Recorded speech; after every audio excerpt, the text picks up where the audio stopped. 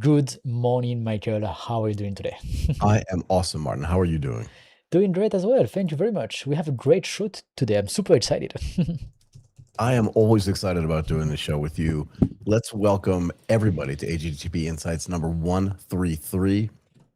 We go live every Monday and Thursday at 10 a.m. Eastern Time to discuss the most important tech stories in the U.S. Today's Thursday, the 13th of August, 2026. Let's get through some of this stuff, Martin. We want to talk about SpaceX AI launches Grok 4.6 and Grok Bot. All this stuff is interesting. And I would say, unsurprisingly, Teases Grok 4.7. Some other big stuff. Anthropic investors bet on a $2 trillion valuation in a potential record IPO. And another Anthropic story. They face internal tensions and other tensions, to be fair, ahead of this IPO. And then later in the show, Martin, we're going to be joined by Brijraj Bhuptani, the co-founder and CEO at SPRY, to explore how AI-powered clinical automation will change the economics and day-to-day operations of rehab clinics. Let's get right to it, Martin. Okay, so SpaceX AI launches Grok 4.6 and Grok Bot and teases Grok 4.7. Look, they released Grok 4.6 on August 12th, which was what, yesterday. Yes. And the next thing I say is actually going to be important because we're probably going to say it again soon, and that is less than a month after Grok 4.5. And I just want to say right off the jump that this is Elon Musk's style. And if I had to describe this in one word, it would be relentless. Just relentless. Now, this model is aimed squarely at long-running agentic work. SpaceX AI says it can remain on task for more steps, verify more of its own work, and produce stronger finished outputs. And the company says the improvement came largely through additional training and better post-training rather than a completely new architecture. And that's normal. Right? Like you can take these models, you can train them to a certain point and then just go release and then go back to the same exact model. We've learned this over time, right? With some of the other model releases and just say, let's just keep training it. Let's just keep going. Yes, now, yes. That's important. There are some numbers that I want to get to just to kind of put some stuff into context. And these numbers are independent. These numbers are not based on Grok itself coming out and going, we're great, because who's going to buy that, right? If we believed every time Elon Musk said, we're great, the universe would have come to a halt and the earth would be spinning on its axis in reverse. But that's not happening right now. Now, the independent numbers make a certain amount of sense. Grok 4.6 scores 61 on the Artificial Analysis Intelligence Index. That's up 5 points from Grok 4.5. My math is not as great as yours, but if it's up 5 from 56, that's almost 10%. Right? That's a big jump. And that puts it at the same level as GPT 5.6 Soul, 1 point behind Claude Fable 5, and 2 points behind Claude Opus 5. Wow. Kimi K3, by the way, scores, any ideas? 60. Kimi K3, 60, okay. Wow. 60. So better than Kimi K3. If I had told you that this was going to be possible a day ago. Exactly. I mean, actually, let's go to the fact first, and then we can give our don't say opinions, anything yet because there's more here, okay? Yes, go ahead. But I agree with you. Whatever you're thinking, yes. Yes. Exactly. When you and I agree, it's scary. Anyway, Artificial Analysis describes Grok 4.6 as a return to the frontier for SpaceX AI rather than an uncontested lead. Now, the more interesting part to me of the release may be the economics. So Grok 4.6 starts at $2 per million input tokens and $6 per million output tokens, which frankly is good. Okay, because they're comparing it to the other models in the US. So Claude Fable 5 is $10.50, Claude Opus 5 is $5.25. And OpenAI's published standard pricing for GPT 5.6 Soul is $5.30. And this gap becomes like really important, Martin, when the agent is running for a long time rather than just answering one prompt, right? So this is why, leave it up to Elon Musk to go, yeah, we're number one. Yeah, for sure. We're the best. As a matter of fact, if there was a number above one, somewhere between 0 and 1, we would be that number. Exactly. But we can't be that number. But I just want to say that this whole thing, like I can do more here, but I think that's enough to start with. Oh, there's another thing too, right? The release is part of a larger product push. And I think this is actually also really important. Grok 4.6 already sits inside Cursor and Grok Build. And the cadence, this is what I said at the beginning of this, right? Do you know what cadence is? It's the pace. It's the cadence is actually the pace of the pace, if that makes Okay. sense. Yes. Yeah. So it's a little bit meta, and I don't mean Facebook. It's a little bit meta. And the cadence is not slowing down. They're saying, meaning Elon Musk is saying that Grok 4.7 should be ready in, drum roll please, 3 to 4 weeks. Yes. Right. And that's why I said this thing at the beginning when they said like 4.5 was just a month ago, 4.6 is yesterday, and 4.7 is meant to be out in 3 to 4 weeks with additional supplemental training using a large amount of SpaceX company data. And even though this is just a plan rather than a real thing that we know for sure is going to happen, this gets back to this relentless thing that I was talking about. These guys are just going to keep iterating. And if you think 4.7 is going to come out and then they're going to wait a few months to bring out 4.8, I have a bridge to sell you in Brooklyn. And it's not the Brooklyn Bridge. That's a decent bridge. It's another bridge. It's much smaller. But anyway, no. You were saying? Yeah, no, I think it's absolutely insane. So yes, just continue with the story first, and then we can comment on it. Yeah, better. I mean, I'm done. Oh, you're done. Okay. I'm done. That's the main stuff that I want to introduce. But the point is that it's like 4.6 and 4.7. The idea is that Grok is now scoring 61 when even Kimi K3, which we were raving about last week, is 60 on this benchmark. And it's independent benchmark. So it's apples to apple comparison, right? It's not apples to oranges comparison. So fair enough. And whether you agree with the benchmarks or not, I don't really care. It's just that if I put two things through the same benchmark test, one is higher, one is lower, you decide whether that's important to you or not, right? But I think it's actually kind of important. So fair enough. Yep. So I think it's absolutely insane. First of all, what's happening right now with Grok. Let's just remind ourselves that 2 months ago, Grok was not even part of a conversation at all. We didn't mention it actually really until like a month ago. Like really, never even talked about it. Like first of all, they bought Cursor, right? Like that was step one, right? They were like, okay, we got to invest into the model themselves. Cursor have a really good team of researchers. They've built Composer. Like, okay, that was like a fine tune of something else, but still they built a model.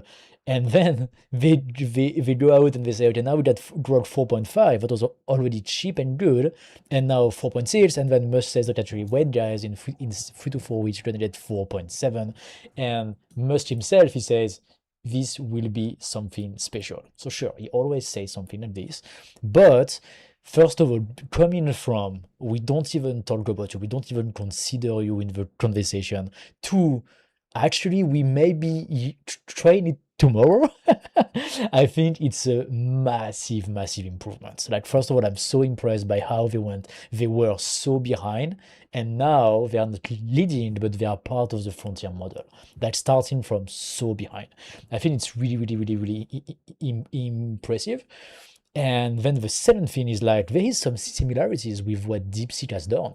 Like, DeepSeek has said the same thing. Like, they got their latest model by post-training one of by their post-training, not by changing anything inside the model per se. And here's, can I just jump in just really quickly? Yes. Go ahead. Because you mentioned Cursor.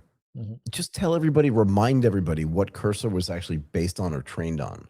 Because it was Kimi 2.5. Yes, Kimi 2.5. Yes. Right, so that's important. Because it was based on something else. Yes. So now what's happening is Grok is now rated higher, at least from that artificial analysis benchmark test, than Kimi K3, which is better than 2.5. Go ahead. Yes. No. This is all very interesting to me, because I don't know how they built Composer, I don't remember, but maybe they built Composer with post-training of Kimi K2.5, but maybe, right, like that would make sense. And then it looks like that everybody who is getting a strong and cheap model right now is doing it this way, basically. And so that's really interesting to me, because we didn't really talk about post-training before basically right now, right? Like when we see this big and efficient and cheap model coming out. So is it something new? Is it like something we're gonna see more, right? Is it like the way to go to get a very good model pretty fast? That's really like all the questions that I'm having, and it looks like as of now the answer is yes. If you're late to the party, take something good, post-train it, and then you can basically reach the point of the frontier lab very, very quickly. That's, in my opinion, what Grok has been doing here. And I mean, to me, it's really, really impressive, the speed to get there and also the price to efficiency that they are able to get. I want to talk about the price in a second, but SpaceX AI themselves say that Grok 4.6 actually received a longer supplemental training run than Grok 4.5, which makes a certain amount of sense, right?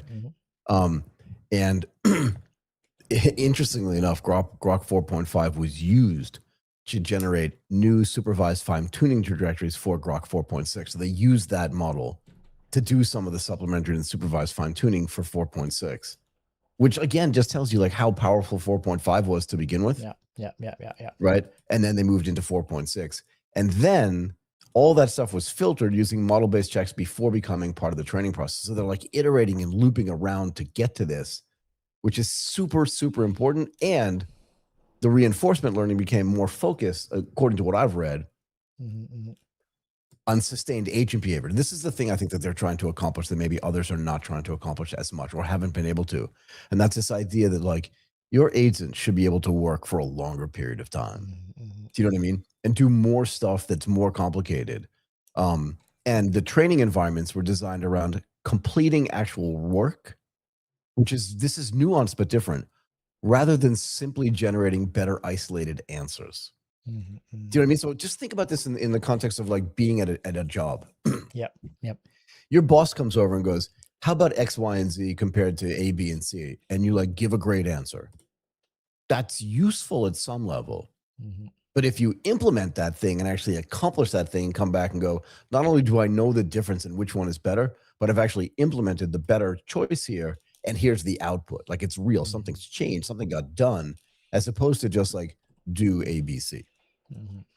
Okay, well, that's nice, but like you didn't do anything for me. And that's why this agentic stuff focused on this longer context and longer training period is just more significant than just going, give me a better answer. Yeah. No, definitely.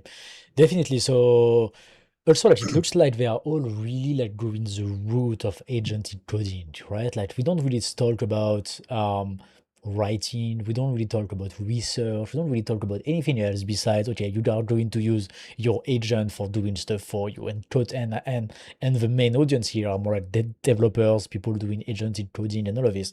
So it really looks like we are going deep into this one area right now. So maybe that's also why they get so efficient, because they may be optimizing just for that thing that represent probably most of the market share as of now. Right. So this brings up another question, one that we often ask actually, and that is, Go ahead. what else is there? Yeah, I mean, that's true. So, I mean, because even Grok, and even with the relentless pace of Elon Musk and with SpaceX AI and all the accomplishments that they've had getting Grok 4.5 and 4.6, even just to be part of the conversation, but not to be even rated higher than Kimi K3 is great. But they still haven't come up with something new to do. Yes, no, right? It's true. That's a good point. Yeah. Yeah. So let's keep going. I think I interrupted you, but I always want to like understand like what's coming next. What's the next product? Because again, I mentioned the pricing. Yeah.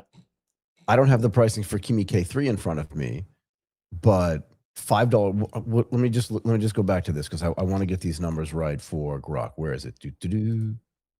Yeah. $2 per million input and $6 per million of output.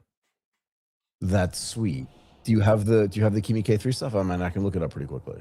You can look it up, but if my memory serves me right, I think it's like 25 cents or 28 cents, right? Something like that. No, that's DeepSeek. That's DeepSeek Flash. That is like 30 cents. That's super cheap. Which, by the way, they announced like last week, if we remember, or like a couple days ago, I don't remember, they said that they would significantly increase the price, and it looks like they actually have significantly increased the price as of today.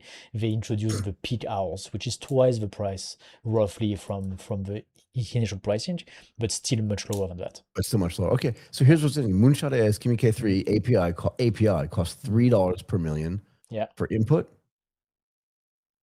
30 cents per million tokens for cached input, and $15 per million tokens for output across its full 1 million token context. So, yeah, more expensive than Grok. Yep.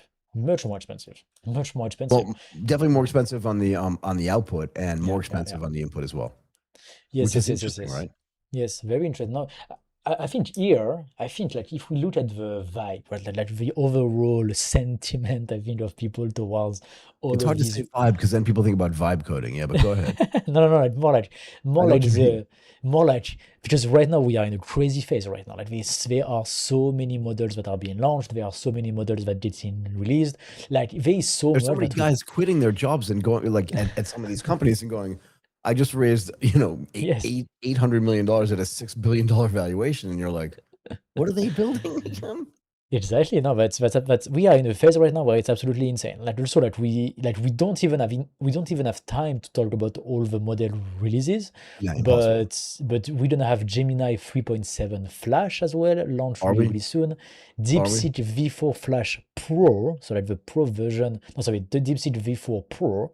We had the Flash around 2 weeks ago, and now the Pro version has actually been released as well. I think yesterday or today. Right. Like, and I'm telling you, like we can't cover all of them because there is way too much. But the reason why I mentioned that is because in all of these massive releases of like all the models, I feel there are still a couple that are standing out. First one, DeepSeek. DeepSeek has been really, really standing out a lot because of the efficiency and price. At 30 cents per $1 million output, that was insane. People were like, what is that? And so this type of standing out, right? Like this type of action that they are doing that makes them stand out so much, gives them so much eyeballs, and more importantly, thanks to that, then people try and then people implement them into their workflow. Right, so that's I think the problem that Jimmy Jeffrey and Quinn also had is that they're good, but they're average. They are in the middle. So it's like, do I really want to replace my Opus to something that's $15 where Opus is 25? I pay for the, Yeah, for the exactly. subscription, so I don't really, pay 50, 20, 25 at the end of the day. It's too complicated, not really worth it. It's Plus, a if you add good, like tax and yeah, service charges, it's like the same exactly, yeah. price. You know what So I mean? so that's what it's a good achievement from Jimmy, like from Moonshot, sorry. It shows that they can do it, which is great. It puts them Right. at the table of the guys who can do that. But in terms of offering, it's average and it doesn't really change anything to our workflows compared to DeepSeek that really changed everything to the workflow. And so that's what it was a month ago when Grok 4.5 and Meta released new Spark. It was the first time that something was so good, so cheap, right? So at that moment, they both had a window where we're like, okay, maybe I'm gonna try it because maybe it can change something for me. How So come there are no now, comparisons? How come there are no comparisons in this story to Muse Spark?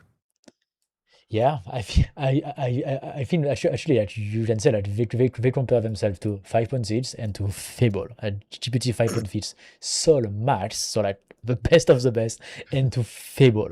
They don't even include MuseSpark, they don't even include Opus, they don't even include that. Which, by the way, I don't think a lot of people are using Fable. I mean, they kept it into the subscription, so yeah, so maybe actually a lot of people use them still. But yeah, they don't include Opus, they don't include a lot of the models. They just take the one that people consider being the best. It's just like just to compare themselves to the best. But Like also, nobody. I think the other point, Martin, is nobody cares if you're better than like Muse, Spark, whatever, yes, 1.2 or 2.1, or I don't even know what the number yeah, is, right? And that's, I think, indicative of like how much impact they're having so far. And again, those models came out, they underpriced, they were pretty good. But it's like I feel like they're running a race by themselves, if you know what I mean. So And like they're running on a one track, like off to the side, and everybody else is running on the main Olympic track, where like that's where all the fast runners are, if you know what I mean. So No, they are also maybe something that we should mention, Michael, is that they did not say that it's an open weight model. It's still closed source model, oh, I right? mean, So now we're talking about this, but don't you think so? mhm. Who open sources? So that was the conversation we had about Muse Spark Yes, last week, right? yes, Or yes, yes, on yes, Monday? yes. I can't remember. It was so long ago. Yeah, Monday. Right. Yeah. So they said they open weighted one of their smaller models, and they were going to open weight Muse Spark 1.2. Yeah, and it surprised me because we did, at least I will admit that I had actually predicted that that Grok was going to be the first one to open weight their model. They've not Mhm. done that yet, but I see no downside for them to do that. Yes, None. And again, can I say the reason why? Two reasons. One is because Elon Musk is an attention whore, right? So he wants all the attention. Yes. That's the first thing, and it works for him, right? It's not a bad Really thing. well. Yes, it works really well for him. But the second thing is, as you always mention, most people and even most institutions don't have the ability to run those downloaded models and and fine tune them because they just don't have the hardware to be able to run them consistently and consistently fast. Right. So you could open weight it with no downside because all the people that are using it and paying for it are probably going to still do it. Most of them, right? So you're not going to even lose that much revenue, but you will gain a reputational benefit by being, oh, these guys are open weight. That's super cool. And people will talk about that for a day or two and you'll be on the top of the news cycle. And that's almost more important than actually having people download it and use the open weights. No? Actually, maybe Michael, maybe you just put your finger on the number one reason why they are not open weight yet. Because they are just not organized from a marketing standpoint to capitalize on it, maybe. Maybe not yet. Maybe like they are getting ready right now. Because you're right. Like if you go open weights, there's two massive advantages. The first one is from a marketing standpoint, everybody will like you more. And then the second one is that all of a sudden you can do the privacy type of marketing that Apple is doing so successfully and where they are absolutely alone, right? Like nobody compete with them on the privacy. And so you get to get organized if you want to do that properly, right? Like you are going to... Yeah. Because you know what it's going to be like, Martin? You know how like when you go to the Singapore FinTech Festival or you go to like Money 2020 in Vegas, and there's always like one bad exhibitor. No one goes to their booth. And at the end of the day, they're like free beer and free wine and still nobody goes. Because nobody cares about the product. That's kind of what this is kind of what it's like for Muse Spark 1.2. We're open weighting everything, and people are like, that's great. Can we just go to Grok where like things actually work and it's actually kind of cool? Where the beer is, we have to pay for the beer, but we're still willing to pay for it because it makes sense. But you're right. Once they get organized enough from a marketing standpoint, and this is probably something that Elon Musk is yelling and screaming at people right now. Why aren't we ready for this? Yes, right? Yes, exactly. Especially Musk, right? Especially Musk because he can scream about that for 2 years, right? Like he can just explain why being like open source is so much better and why he left OpenAI because he didn't want to do open source. And like he has such a strong story, right? So that they can definitely use this from a marketing standpoint to push another way to do AI, another way to see AI, another way to consider AI. And even if we are not going to use it, it's going to have an impact on us, first of all, and also it can really help them get market share on the enterprise side. So I think there's this massive two goals here. Sorry, I don't know. And I think going enterprise starting from scratch is not going to be easy. Though Edge AI, they have the compute, so maybe they can do something, right? But it's not going to be simple if you really start from scratch. And I don't think Musk has any existing relationship with like 100 of the top 500 companies. So he would need to build that. But for him, so this brings up my next question for Grok itself, right? We talked about let's go backwards actually, right? From lowest to highest, I think, or at least in some reverse order. Even Meta has relationships with corporates because of their advertising business, and they've got the biggest advertiser in the world. I mean, they run one of the biggest ad businesses online, right? So everybody who deals with any kind of ad knows somebody at Facebook, or somebody at Meta. Yes. They have to. So yeah, they have to. So from a distribution standpoint, they already have some kind of contact. And we talked about this before, but just to reiterate, they always have the opportunity to be able to say something like, hey, Bob, I know you're not in this department, but can you connect me to the guy that does this thing? Exactly. Simple. Right. So who's going to decide which model to use and how much they're going to spend on it and what their budgeting is, right? That's an easy conversation to have. So let's say that. Whether you're Anthropic or OpenAI, and I'll put them in the same category, they have now spent billions or allocated billions of dollars to FDEs. And their biggest customers are the enterprises. We know that because that's what they've told us, and that's what their filings say, right? Like, we're not making that up. Yeah. So we know they have like these really great relationships.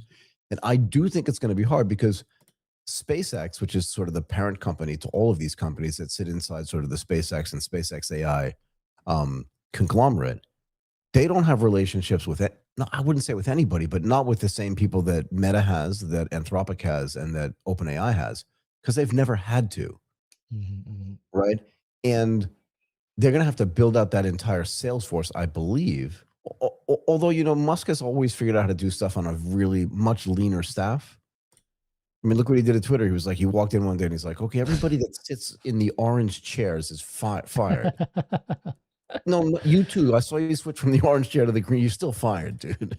Even though you're moving chairs, it doesn't matter. And we know people who were working at Twitter, and even that internally they were telling us like we don't know what's going on. Like it's but like it doesn't matter. Twitter still works. Yes, for better or for worse, it still works.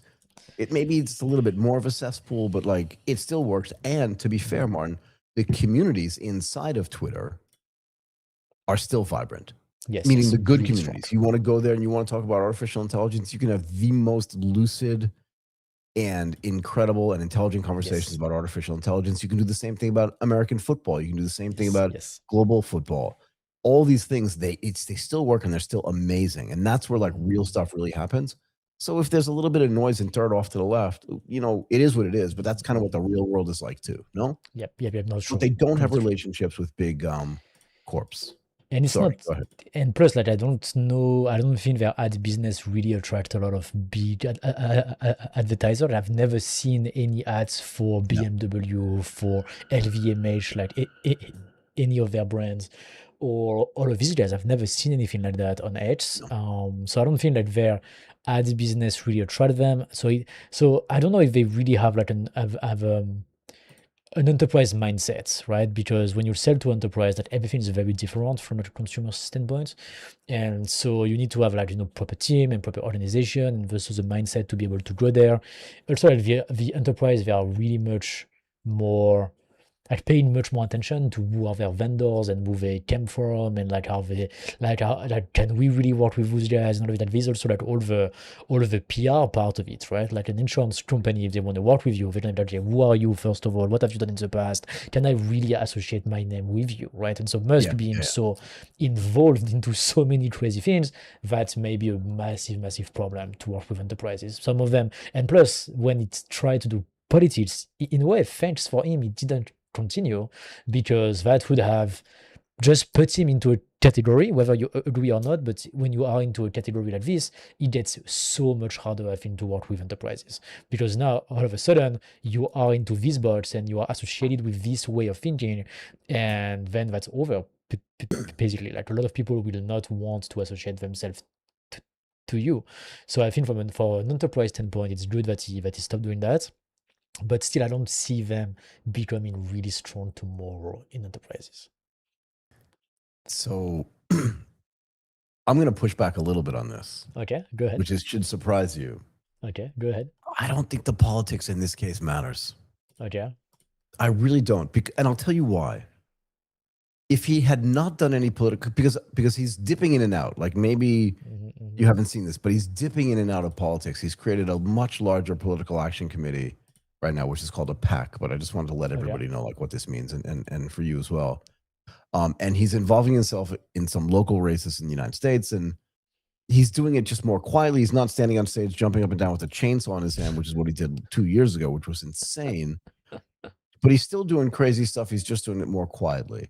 Okay. And I think the way that politics works right now for him is that as long as he's doing it in the background, it kind of doesn't matter. And also, remember, in the old days, the craziest thing we knew about Elon Musk was he almost went broke when right after he left PayPal, and he almost died in a car crash because he was racing in a Ferrari or a Lamborghini. I can't remember what it was.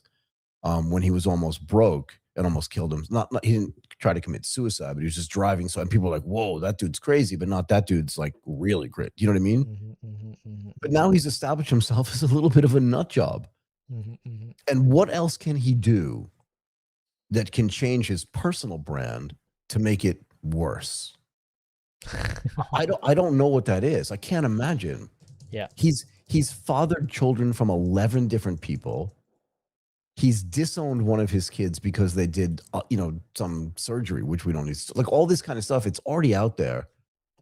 And like, what would he have to do? I don't even want to say like what the craziest thing he could do. But the point is that's already been established. So I think the fact that he's either in politics or out of politics, I don't think it matters much.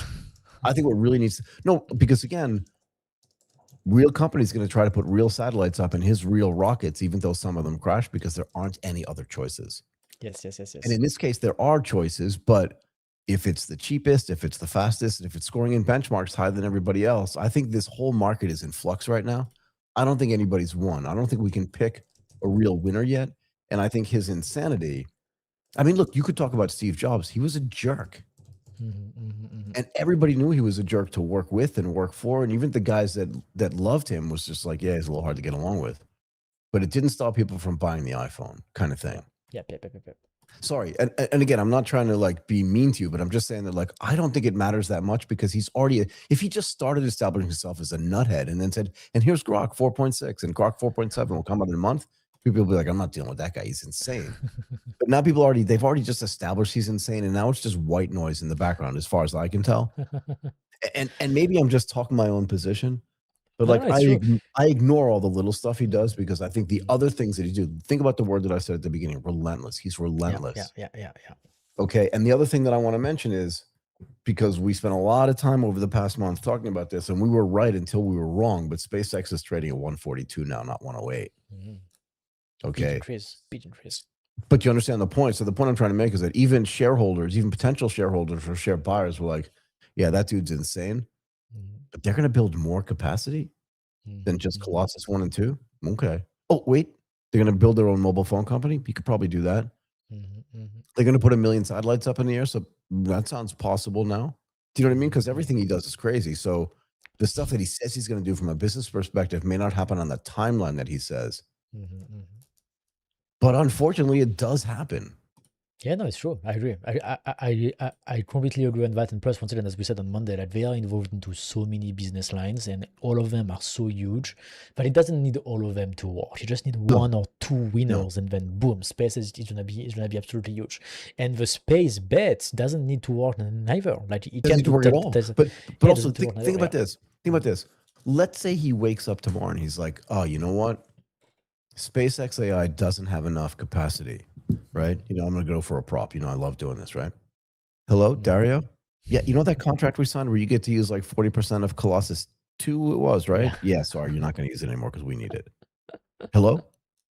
Yeah, sorry, bye. Do you know what I mean? Because they can do that. So this is the thing he's done, I think, that is kind of brilliant. Yeah. He's leveraged everybody else's success to his infrastructure. Yes. Right, so you feel good, right? In other words, if you think about how Anthropic feels now, they're like, okay, we've settled at least our short to medium term infrastructure problems. And while we're doing that, we may go out and build, but we don't have to be as aggressive because we've already got what's happening at Colossus. But maybe they don't. Yeah. Like, do you put it, again, because he's crazy, do you put it past Elon Musk and the SpaceX AI infrastructure team to just go, hey, dude, this is Bob from infrastructure. We need that capacity now. Can we? And Elon Musk is like, yeah, just turn them off and turn us on. But you like you don't see that happening?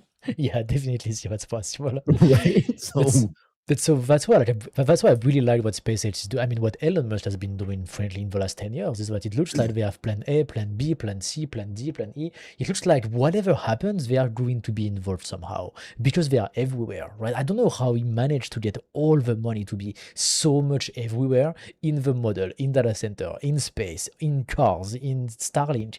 And it looks like they have unlimited funds, that they have been having unlimited money for X amount of years, and they have been able to be like, in absolutely everything that we need today, they are involved because they've been building it for the last 10 years. It's so impressive to me. And now that they are also racing in the model race with Grok 4.6, I'm like, okay, that's another business line for them. Maybe it's gonna work, maybe it's not going to work. At the end of the day, we don't really care because they just need one that is a massive hit, and then boom, they are off to the races. Yeah, I mean, I believe that what SpaceX is doing through Elon Musk, whether Tesla's not part of the conglomerate, but it kind of feels like it should be, right? But everything else that's happening there would be something that like some other operator would say, wouldn't it be cool if we could do this? Exactly. And instead of saying, wouldn't it be cool if we do that? He's standing up on a soapbox somewhere inside of SpaceX AI going, do that. Do it. That's a good idea. Just do Just it. do it. What are we Exactly. doing? And that's And a like, big difference. And yeah, yeah. and this is a mindset change for me. You know that. Like you must be surprised to hear me say this because I was very negative on this. But every time it feels like somebody comes out and goes, "There's no way SpaceX AI could do," they just did that. They just Exactly. announced, they I just did think that, but they really I did it. They didn't just announce it; they did it, and I that's think what's going on right now. I feel so much. What's going on right now is that we are seeing more and more about SpaceX. Like really up until Cursor, I would say, it was really a space story, and we have never really bought the space story. Like No, first of I all, don't buy. I still don't buy it. But anyway, because it feels weird. First of all, it's not like an obvious thing to do. Okay, it's fun, right? Like, it's absolutely fun. Like if you love movies, if you love video games, you want to go to space, you want to do things there, that sounds super fun. Sure, mm-hmm. perfect. But is it actually doable? Then like that's always the thing that we have been skeptical about, Or right? necessary. And yeah, is it necessary? Is it doable? We are skeptical just because we have questions and we don't have the answers to them. And also like because there is really stuff that needs to be answered, right? Like we don't want to be like, okay, we see this new cool idea, it's going to work for sure. We trust you 100%. No. We need like a little bit more information to understand how it Please. works before we can be fully behind you. So that's why we've always been skeptic about the space story, but here SpaceX doesn't tell us a space story at all. Like they tell us an AI story, but more importantly, they tell us an infrastructure story. Like if you remove all the space departments and you keep Terrafab and you keep Colossus, you keep Cursor and you keep and you keep Grok, that's already a much larger and much stronger company that Anthropic and OpenAI. Like just this part of their business, the model plus the compute will give them a massive advantage. It is already giving them a massive advantage. They sell their compute to Anthropic, right? So it really shows that Anthropic and OpenAI didn't even think about compute would be a good idea, So and Musk did it the opposite way. So that's what is really, really important to me here, that it's not a space story anymore. It's an infrastructure story. It's a multi-facet business. They are everywhere. Part of it is space. You can believe in it or not. Doesn't really matter. The company is involved everywhere. can I also make the case that like Mhm. we have been giving Sam Altman flack for like wanting to have his own phone? Hey Sam, I got a message for you. Mhm. Instead of having your own phone, how about having your own data center, dude? Yes. Yes. I Like mean, one, right now, or if you're not satisfied with your own data center, how about your own rockets? Like, what are you gonna do? You can have a phone and be exactly. like, "We're gonna launch a phone," and people are gonna be like, "Okay, that's great."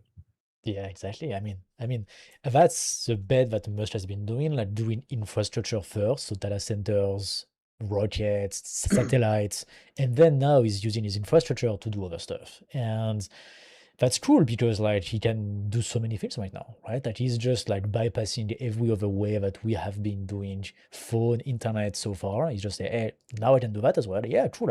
I can do this thing as well, and he's just doing it basically, right? He's not like, yeah, maybe we are going to think about it, or maybe next year we are going to raise money to launch a phone. No, I say we are launching a network, right? He's like, okay, we Exactly. doing it right now. But also, Um, I feel like so a few things. I feel like Sam Altman and Dario Amodei are like idea constrained. I really do. I feel like they're idea constrained because while they're talking about having their own mobile phone, Starlink is going, "We're gonna have our own mobile phone network." yeah, exactly. Do you know what I mean? Because that's where the money. Because you got to connect to something. You can have your own mobile phone. Like Martin here, I have my own mobile phone. It looks like one of these tensor things, but this is actually a mobile phone. I can't connect anything. But that's what they're doing. Do you know what I mean? Because getting like one of the hardest things for the iPhone, and if you watch the growth of the iPhone, actually, Yeah, it only started growing when it started connecting to the phone operators. yeah, But yeah, you yeah. didn't have to say yes. Mhm. So like OpenAI can build a phone. It could build a phone that like gives you free money and free Bitcoin. But like if they can't connect it to an operator, no one's gonna buy it Mhm, mhm. anyway. No, yeah, so that's what like, really me. It's really, really impressive. I'm so impressed by the speed that they have been able to get to a good model, the price that they are able to achieve. Like really, like it puts so much pressure once again on OpenAI and Anthropic, right? And that's probably the good segue to our next story. But like really, when we see all of this, I can't help but thinking like, what have OpenAI and Anthropic been doing the last couple of years? Like really, because how come they are not the one who released these models that good and that cheap? How come they are not the one who lead the way to what DeepSeek is doing or to the open weight? Like, how come they are leaving so much market share on the table and they are not the first? Like I really don't understand. Like, when you have such a huge head start, right? That when you open AI, especially OpenAI, because they was the first to release ChatGPT in 2022, like why they are behind everybody all the time? Like, how is it possible, right? That's why I Like said how? their idea constrained, right? Like Yes, they maybe even you're told right. me Yeah, we didn't know what we were yeah. even going to do with these models. Yes, yeah, yeah. Like like yeah, you are right. Like maybe they just have no idea, basically. Like I mean, it's something we've been saying all the time. They have no idea about what to do with AI. But like maybe this is just another way that it's been crystallized. They even have no idea about how to create a product for their clients, basically, right? They don't even understand like what's gonna happen. Like No. like it's like I don't know if I'm gonna find a good metaphor, but um let's say you have a restaurant, okay, and you sell something unique into your town, okay, Yep. and Yep. then and because you are unique and everybody wants that, then you put super high price, okay, and then you can people buy your products, they love your product, you are the only one in town, so you sell a lot, you make a lot of money, everybody's happy, but by doing this you leave a huge opportunity on the table for somebody to just do a little bit less margin, right? Yeah. Yeah. Yeah. So, Again, your margin is my opportunity. exactly, yeah, from Jeff Bezos, right? So then how do you handle this situation as a business? Do you profit max for as long as you can? So you keep your price super high, you make a lot of money, and then you wait until somebody undercuts you, and then okay, then you have two players on the market.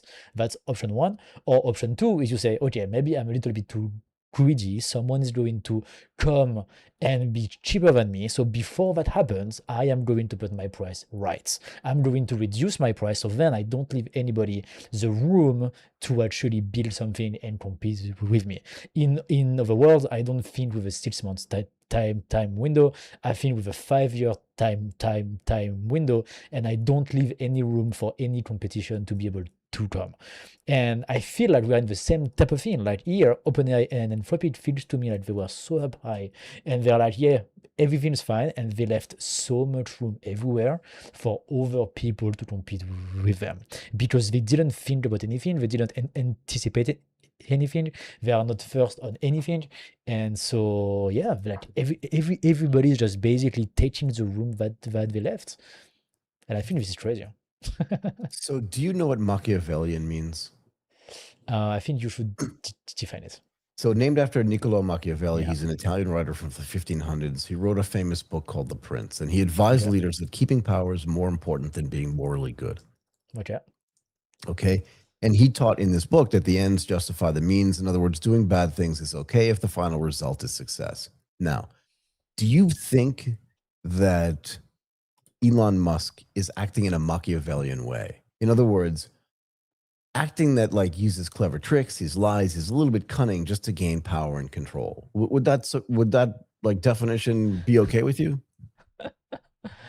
I would not say he's doing anything bad. I just No, say no, no, like but he's just doing. Machiavellian in sort of the general context, and I'll tell you why. Okay, go ahead. One of the guys we know, this guy Philip Johnson, right, who started this Mhm. company called StarCloud to build data centers in space, was so excited when Elon Musk actually said about StarCloud, "This is a great idea to build data centers in space." Mhm. I'm starting to think that this is part of his Machiavellian plan to distract somebody who's smart. Philip's very smart, yeah, Mhm. Mhm. to focus on the wrong thing and on the wrong thing Mhm. only, right? Because remember, if Elon Musk, who's already put satellites in space, had thought that putting data centers in space 5 years ago was a good idea, he would have already done it. Mhm. He's Mhm. spoken about it, but when he had the time and the money, he built Colossus One and Colossus Two on land. Mm. That's a good point. You're But right. I'm Mhm. not done yet though. Mhm. Mhm. And he actually complimented Philip Johnson. Actually published something on LinkedIn that said, "See, I must be right because Elon Musk said I was right." Okay, he's actually going to do the same thing.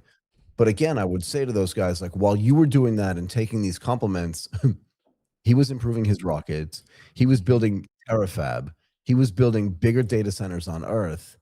And he was building Grok 4.6. You have no model. You have nothing in space. You have no product. And while he's telling you how great that is, He distracted you from the other things you could be doing. And this is very, very Machiavellian in a certain way, where he's like, what those guys are doing over there is brilliant. While over Yeah. here, we're actually digging stuff and building real data centers.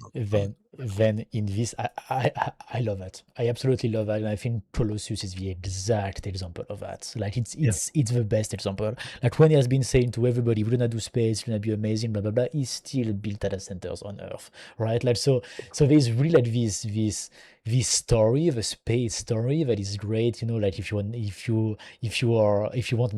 an adventure, if you want a dream big, that's funny, right? That's how he hooks you. But he is still very much aware of the business goals, that he needs to make money and where the demand is actually going to be. We need compute. We don't need compute in space. We need compute, right? And so, which means, but again, yeah, exactly. But again, StarCloud and other companies like this, yeah.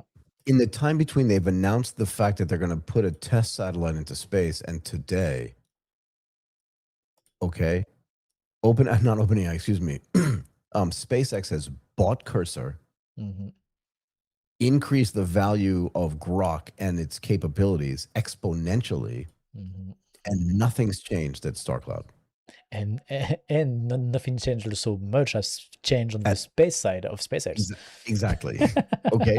So where is the focus and Yeah, no, where's it's the true. money going to be made? Yeah. And this is, again, I think the Machiavellian side of Elon Musk. That's a killer idea. Keep focused on that. But again, internally, but remember, you said those guys are involved in a ton of different stuff, right? Yes.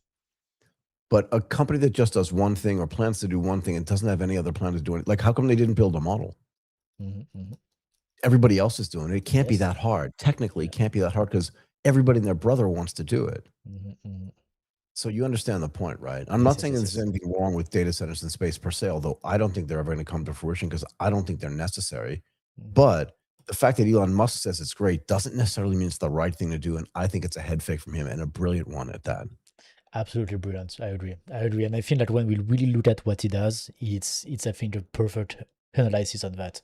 Because yeah, it looks like he's saying whatever he wants, but what he does is just giving himself so many options, right? Exactly. So then in case something doesn't work, it's fine. Like he's still going to be in the compute race, right? Like in 5 years, Elon Musk and SpaceX are still going to be in the compute race. And StarCloud's not going to have a model or any data centers. Right, because like in case space doesn't work, SpaceX doesn't really care. Like they need to rename their company again, like just like Meta, right? Like Meta. Oh no! So you get to be careful. Like for every entrepreneur and CEO who are listening to us, be careful when you name your company. Like this is it doesn't work really well for Facebook, and it may not work so well for SpaceX. Let's see if the space parts actually work out. They should have called themselves Compute X. Then they have options, you know. Infrastructure X, Infra X. Yeah, Infra X. At least there is options. They don't bet everything on just one thing. But yeah, no. But I think it's really impressive, and nobody else has been able to build infrastructure at that scale recently, right? And they looks like they are the only one who 10, 15 years ago, because they started a long time. Like SpaceX has been started a long time ago. It's not like a 2 years old thing, and so. It looks like, 15, 20 years ago, they were like, we are going to do this thing. And no one else was like, that's a good idea. We're going to do it as well. Can we talk about Grokbot for a moment? Yes, let's do it. So Grokbot is this thing that's meant to do kind of what Slackbot does. Do I have that wrong? So is it like really just for messaging? Or you have it in front of you. What does it say? I can't. Or is it more like an agent who is more like OpenClaw, who is going to actually do things for you? So it's a little bit more, right? But still, like, I love the way they introduce it. Like this woman said, I was writing something and I just I wrote something for myself and I just thought, oh, that's a great idea. And it just feels like this product already exists. But again, it's classic Elon Musk and classic SpaceX stuff. It's just like, this is brand new. No one's ever done this before. Here's this new product that we have. Everybody should sign up and pay us, kind of thing. Yeah. Right. But again, if you're inside their infrastructure, this is a product that you're probably going to use, and they will probably include usage of it inside of their other products as well. No? Yeah. So I think, like, to me, what's really interesting here is that you remember that this table that we had from Shamat, the investors, where he was showing like the different layers of the AI stack. the harness itself was one of the layer, right? And Yeah. SpaceX wasn't involved into the harness game as well. Boom, now they are, right? And so what else is missing? Chips. They don't have chips yet. So we are going to see the SpaceX chips at What some is point, maybe. Terafab meant to do? So Terraform, they are just building them, I think. I don't know if they said they are designing their own as well. Okay, but can I back up to something we've already said? Okay, go ahead. If you have a data center, you rent out that data center people that need sort of the compute that you have. Mhm. At any point in time, you can take that compute away when it gets to a point where you want to use it yourself, right? Yeah. So if you build a fab, you can then sell it because you know the fab capacity is constrained. But you can like, would you be surprised if in 4.5 months SpaceX came out and said, we've designed our own AI chip and it's the best AI chip ever. And then they're going to use their own fab to produce it. Do you know what I mean? Exactly, and that's why I'm mentioning that. I'm like, the next move is going to be the chips. Like, they are not involved into the chips. So they have a data center. Power, we don't really know. Like, I mean, they are doing space, so maybe they're involved there, but we don't know exactly what's going on. Power, data centers, cloud, like they already do all of that. And then it was chips, model, harness. And so now they have the harness, they have the model. So they really just need the chips. That's the last piece of the stack that they don't have. Sorry. Yes, exactly. And I want to correct myself on Grokbot. I was just confused for a moment Okay.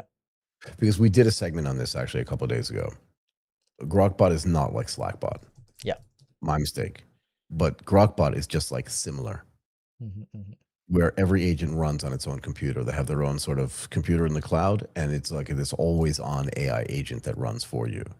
So this has nothing to do with the other thing that I just mentioned, but this is like similar. Remember, we talked to them at AI Engineer. Yes. Yeah.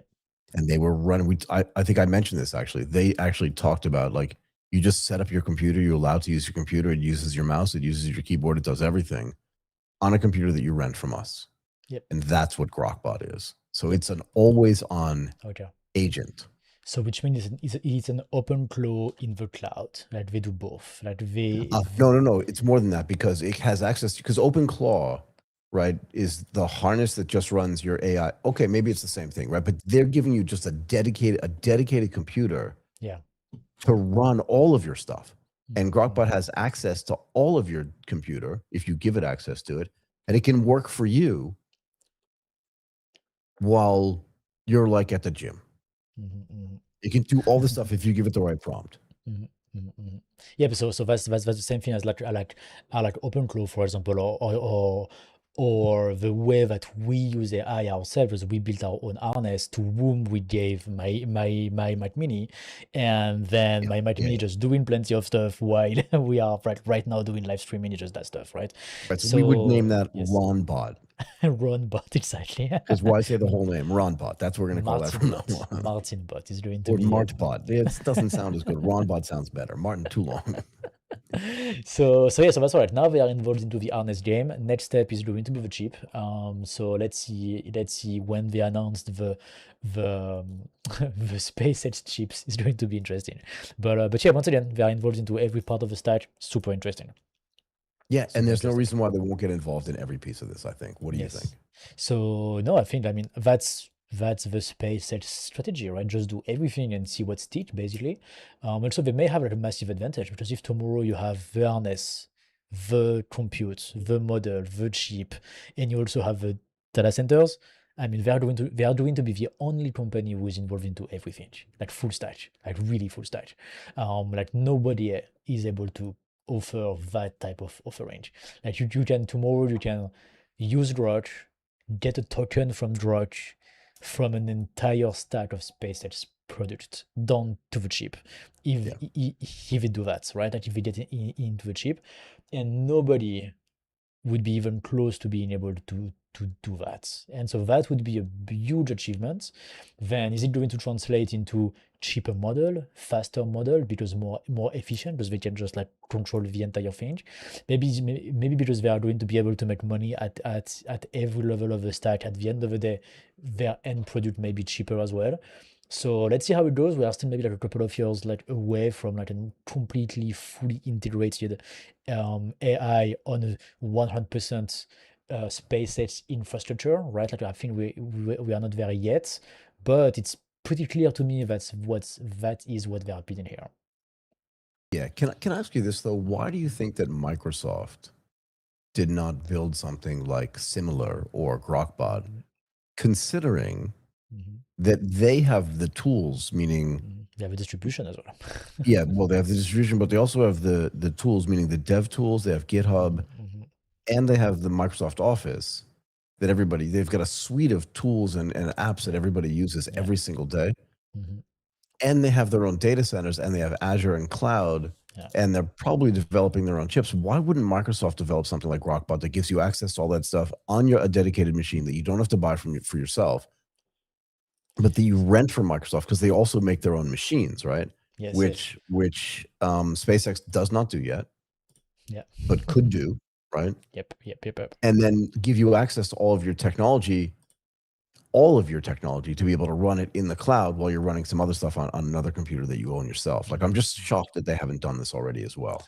So I think that's a matter of mindset. I think when technology change, like we are living right now, right? Like we are in a AI revolution at the moment. Everything is changing everywhere, right? And when there is this type of moment, some people who are very hungry, it gives them a huge opportunity. That if you really want to do it, because it's so messy, there is no established way of doing some things. There is no Yeah. established winner. There is no established, okay, this is the best way something works, right? Like, and I think like the best example of that is when OpenClaw and Peter Sternberger just went out, like on his own. He was like, hey, look, guys, I built OpenClaw and it absolutely redefined everything about AI overnight. Like one guy, okay, he's a great guy, he's super smart, he's building crazy thing, he's doing amazing, but it's still one guy, yeah, who just redefined what AI means for the entire world and like up to the labs themselves. Because then after that, they started to build cloud code and codecs and all of these things, and Cursor also changed the business model. They were doing just code completion after. Let's not forget that. Yeah, Like yeah. Cursor, they are a super young company who does an acquisition really fast, but in the middle, they completely pivoted. Like they killed their first business completely, and then they were like, okay, code completion is great, but we're gonna throw that away. We are going to do agentic coding now. So they had to so in their very small lifetime, and after having a very successful first product, they pivoted and then they became even bigger.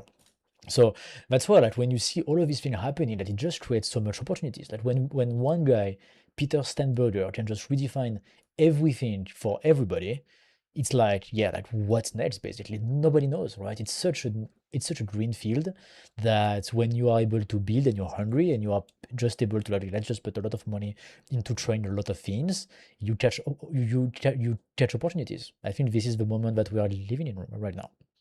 I think that's part of it. But am I going to be led to believe that there's nobody inside of Microsoft who had the same idea that Ang Lee had, who we had on the show Mhm.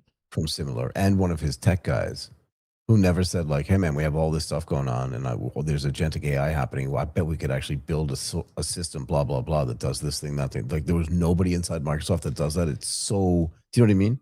I think maybe it's not an idea problem. Maybe it's an execution problem. You know Absolutely, how, that's my point.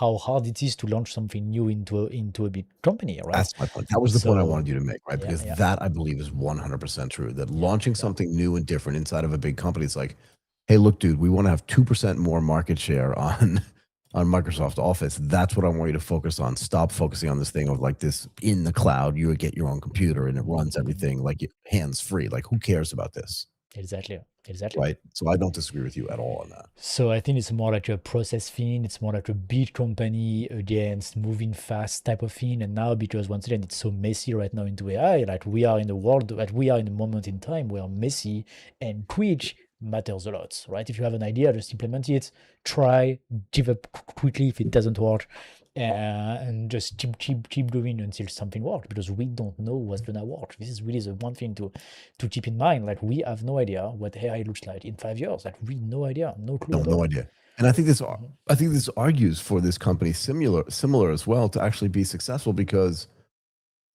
the guys at Grok think it's a good idea, but it's not. And this is reverse from StarCloud, right? Because it's not the only thing. Like I was making fun of StarCloud a little bit, just because I like poking fun at Philip, but also because I believe they should have built their own compute on the ground. They should have their own, like all the stuff I said. I believe, but Similar actually has a really new and innovative idea. And that's the one thing they're focusing on. And the guy who actually runs the company told me during a segment we did with him, he has like 20 of his own computers that he uses to get stuff done. Yes. I remember. Yeah, I remember. He's like, I don't really do much work anymore. I just like sit down on my computer in the morning. I tell it what to do. Then I go like live my life, and I come home and check and make sure everything's. Oh, and he says on my phone, I told you this. He's like, I'm on my phone all day going, yep, that got done, this got done, that got done, this got done. That's fine. Yes. And then he goes like and has a drink or has some coffee or whatever. Do you know what I mean? So that I believe is a really good idea. But again, because big companies internally can't implement this stuff, it's likely that that's going to succeed. Well, slightly off topic, but I think it's going to succeed anyway. I mean, once again, we have no idea. Let's see how it goes. Yeah, we don't know. Let's see how it goes. Let's see if people use it. Let's see if that's the good use case. Let's see if people like to do it in the cloud or like to do it locally on their own Mac Mini. Like, I think this is the one thing. Like, if somebody tells you that for sure AI will be like this in 5 years, they're just lying to you. They just have no idea. So you need to 5 months as well. But yeah, exactly. Even 5 months. I mean, who would have bet that Anthropic would be in the situation that they are right now 4 months ago? Impossible. Nobody could have bet. And so as well, like right now we are in such a quick and fast-paced environment. It's so fast. Right now it's just so insanely fast. What's going on? That yeah, nobody knows what's going on, including the big players. Like I think right now like, everybody's in startup mode. It's just that SpaceX does it with way more money, and so when they do something, it looks much bigger. But it doesn't mean that they know better than you. Absolutely not. I really don't. I really believe that. I think no one knows. AWS, Microsoft, OpenAI, Anthropic. Nobody has any clue about what's going on. They just do bigger things because they have more money, but it doesn't mean that the likelihood that it's gonna work is higher. Absolutely not, zero. So yeah, let's just build stuff basically. Exactly. Okay, you segued very nicely, Martin, by bringing up the other thing. I really do. Yeah, you're very good at this. I think it was accidental, but I'm still willing to give you credit for it. Absolutely not. It was all part of the big plan, Michael. So go ahead with our next story, because this is a crazy story. Okay. You talking about Anthropic investors betting on a $2 trillion valuation? Yes. When I saw that, I was like, how come? But please go ahead first with the fact. So Anthropic, again, according to X and a couple of other places, is now being discussed as a potential $2 trillion public company, which is something that even SpaceX has not been able to accomplish. And to be fair, the $2 trillion number is not an official Anthropic target. It comes from, here's the key for me, Martin. If you subscribe to the Financial Times, you would know this, but it comes from investors interviewed by the Financial Times who are building valuation models around the company's extraordinary revenue growth. So Anthropic itself has nothing to do with this, right? Now, the real point, and we know this, we've known this for a while, is that there actually is a real IPO process underway, right? I mean, they confidentially submitted their S1 to the SEC on June 1st, and its own announcements have already said, like they've just said, like, we don't know how many shares we're going to issue. We don't know what the price is going to be. Again, this is what the roadshow's for. We've talked about this before, and this is not changing. The current reporting points towards a September, October listing, but all this stuff is like subject to the SEC and market conditions and blah, blah, blah. But I love the way, and let's just talk about some of the financials, right? Because I think there's some new numbers out here. Let's run through this. Anthropic raised $65 billion at a $965 billion post-valuation in May, after being valued at $380 billion in February. It also said its run rate revenue had crossed $47 billion in May. And investors cited by the FT now expect annualized revenue of $100 billion to $120 billion by the end of 2026. But Martin, what have we heard from Anthropic since they said that they crossed the $47 billion in May run rate? What have we heard from them? Crickets. Good answer. No, the silence was better. I liked it. It was very well done, by the way. Exactly. I was waiting for you to breathe, but otherwise, well done. Very well played, by the way. That's what they've said. Nothing at all. Zero. Okay, Zero, and zero. at $2 trillion, they would be valued at somewhere between 17 to 20 times projected year-end revenue run rate. And look, their run rate may have increased, Mhm. but I'm a strong believer like you, and we don't know this for sure, but I'm a strong believer like you that very strongly believes that if their run rate had been increasing at the same rate that it did between February and May, they would have said something. Dario Amodei is not a guy who keeps his mouth shut. No, no, no, no, no, no. I think to be honest, Michael, this whole story, when I saw that, I was like, what is that? Like, how possible is it? So that's why I really wanted to discuss this on the show, because like I think our audience needs to also ask themselves the right question. Like, how do we get there? How do we still believe that Anthropic can IPO first of all and at $2 trillion? Like I think this is really the two underlying questions here that to me makes absolutely no sense. Like if you show this in March, that's a completely different story. Okay, like if we show that in March when Anthropic was at the peak of its popularity, was at the peak of its usage when they announced at the 40 something billion-dollar run rates, Yes. sure, okay, like you can be like, okay, maybe we are going to IPO in June, we're gonna be a $2 trillion company, we are growing like crazy. Okay, maybe. Okay. It would not have been so crazy. But Mhm. since then, first of all, totally crickets on the revenue, first of all. But Right. second of all, the market has completely changed. And third of all, people loved Anthropic in March. Today, people are really close to hate it. And I would, yeah. Anthropic. So everything changed for Anthropic for the worst in four Yeah, months. nothing good has happened. Nothing good Nothing has good as happened. like all of their mythos and fable story, like okay, it was funny at first, but then people get really tired of it, like even to the point that now they don't even believe the story anymore. Then now they have a model that is okay on the benchmark. It's not the best. Now they have like there is other models that are as good, if not better than them, at a fraction of the price, right? So you can't even say you use Opus, you use the best models. That's not true anymore. Plus it's much more expensive. Then all the people like then there is Opus 5, massive flop, right? Like nobody likes Opus 5 and nobody wants to use it. And I mean, and I can keep going and going and going. There's like But, so many examples. but can I make a point here? Yes, go ahead. This valuation depends heavily Mhm. on this projected revenue by investors becoming real revenue. I Okay. think, yeah, But can I make a point here? yes. We used to say, like, there's no way to explain this unless you've actually been like a real trader on a real trading desk, but like these guys are talking their own position. Imagine a recent investor in particular being quoted by the FT going, yeah, I don't know. I think it's going to be a $500 billion value. They're crushing their own upside. Like it doesn't say that Dario Amodei says this. It doesn't say that the CFO of Anthropic says this. It doesn't say that an outside analyst says this. It doesn't say Jim Cramer says this. It doesn't say MSNBC says this. It doesn't say anybody else except the investors are saying, hey man, I've heard this is going to be a $2 trillion valuation. Because that's what they need. We've been talking about this for months now. Yes. And this is I'm not exactly why guaranteeing it's not going to happen. Sorry, go ahead. this is exactly why they are not going to IPO. That's the point, though. But the investors are out there going like, yo, this is definitely going to be a $2 trillion valuation for sure. Because if they don't say that, they're the guys with the most vested interest in the fact that it's going to be a $2 trillion valuation. Why would they say anything else? And how come? I feel like we say this at least once a week. But how come the mainstream news doesn't just call BS on this? Yes, Like, why exactly. would the Financial Times report this as it's like a real thing? Do you know what I mean? Like the fact that there's the sourcing for this says investors are telling, Anthropic investors are telling the Financial Times that they believe the IPO is going to happen in October and that it's going to be a $2 trillion valuation and be the biggest IPO ever. Yeah. And I'm supposed to believe, that's an unbiased opinion.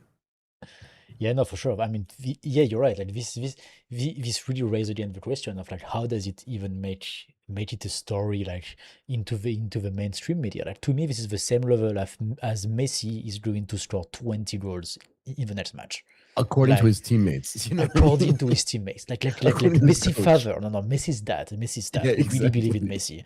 Messi. Messi's dad said he's going to score 20 goals in the final of the World Cup, like the next one in 4 years. Even Messi is like that. Please, like, Yeah. like, Calm down. Slow that. down. Please calm down. That to me, this is the same level of craziness.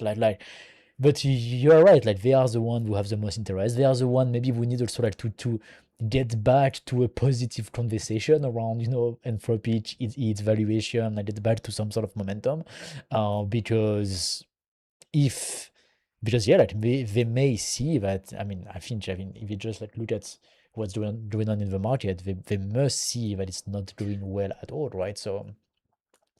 Yeah. So yeah, they are the one who definitely need that type of stuff. Why is the investors who say this type of thing?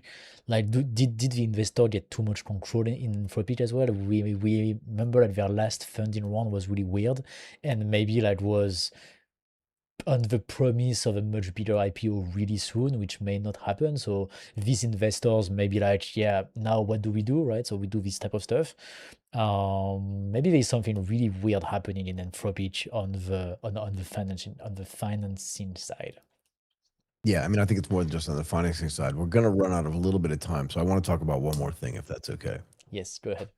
Because these stories I actually believe, Okay. Which and is that yeah, is very Anthropic next one. faces internal tensions ahead of their IPO. And there are Yes, really yes, two yes. stories here, right? The first is about culture. And what part of this comes from Twitter, right? Which is all we know. If it's on Twitter, it's 100% true. But one of the posts on Twitter said, an early Anthropic investor, and I want to do this because then I want to go through a couple of the tweets because I think it's really interesting, the tweet responses to this, right? Because it's really interesting, and again, indicative of what you said, where if this had been said in March, people would have been like, of course, definitely, they would have had cheers, Coney and Brown from Line would have had that like celebration emoji that they have, do you know what I mean, with like the Yes. confetti coming out of their hands. But that's different today.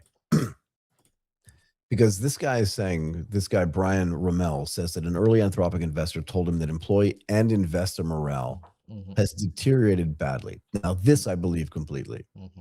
And that resentment towards senior leadership is growing. Okay. Now, it's a secondhand account, blah, blah, blah, but it still feels like if you look at it, it feels true, right? Axios, which is a big online I would call it like a news blog. I don't even know what to call Axios because they're really partisan people. But they reported that Dario Amodei has expressed concern that some new we saw this news last week, right? That some of the newer employees are joining Anthropic just for the money rather than the company's mission. I just want to get paid a lot of money. You're paying a lot of money. I wasn't making as much money in my other job. And remember, Dario Amodei has at least stylistically said that they've built an unusually mission-driven culture there. And again, I always go back to Sergey Brin and Larry Page saying, do no evil. But at some point, if you have to turn a profit, maybe you don't do evil things, but you do things you might not have otherwise done because you have to turn a profit. Yeah. Right. And I don't think Dario Amodei has been really great at maintaining or controlling company culture. And particularly when you have to hire this fast, it's going to be really hard to do this. And remember, do you have the KuCoin thing? KuCoin? What do you mean KuCoin? Give me 1 second. I will send it to you because I want you to put this up. Can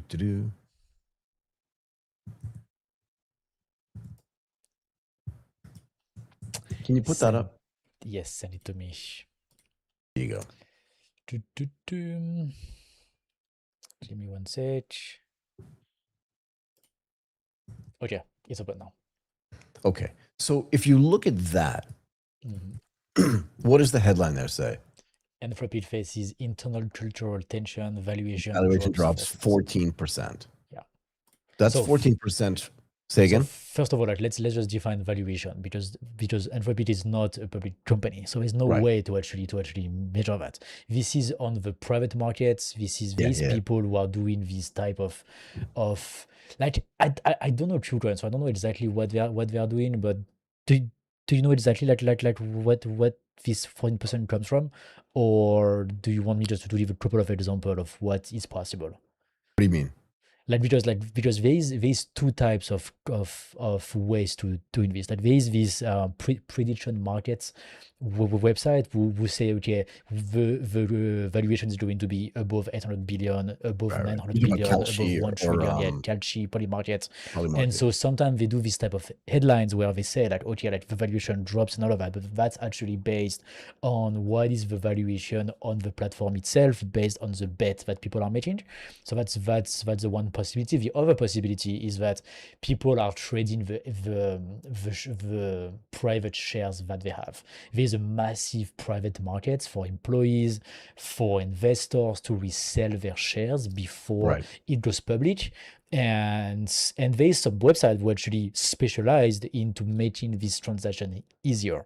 So Yep, I very know. often, I yeah, know guys that are in this yes, business. yes, It's yes, called the second. They're secondaries, right? So it's yes, not yes, the secondaries, primary yeah, investor valuation. It's yep, like, yep, yep. and normally investors that do this, I would say, are doing two things. One is, oh, I have to pay for my kid's college, and two is, Yes, oh shucks, this thing is going to go down on the yes, IPO. I yes, better yes. sell it now, right? So it And falls so, into those two categories. yep, and so which means that sometimes we can even say something like this, like valuation drops 14%, even if the company is not public. That's based on what's Yep. happening in the private market, basically. Just Yeah. just wanted to explain.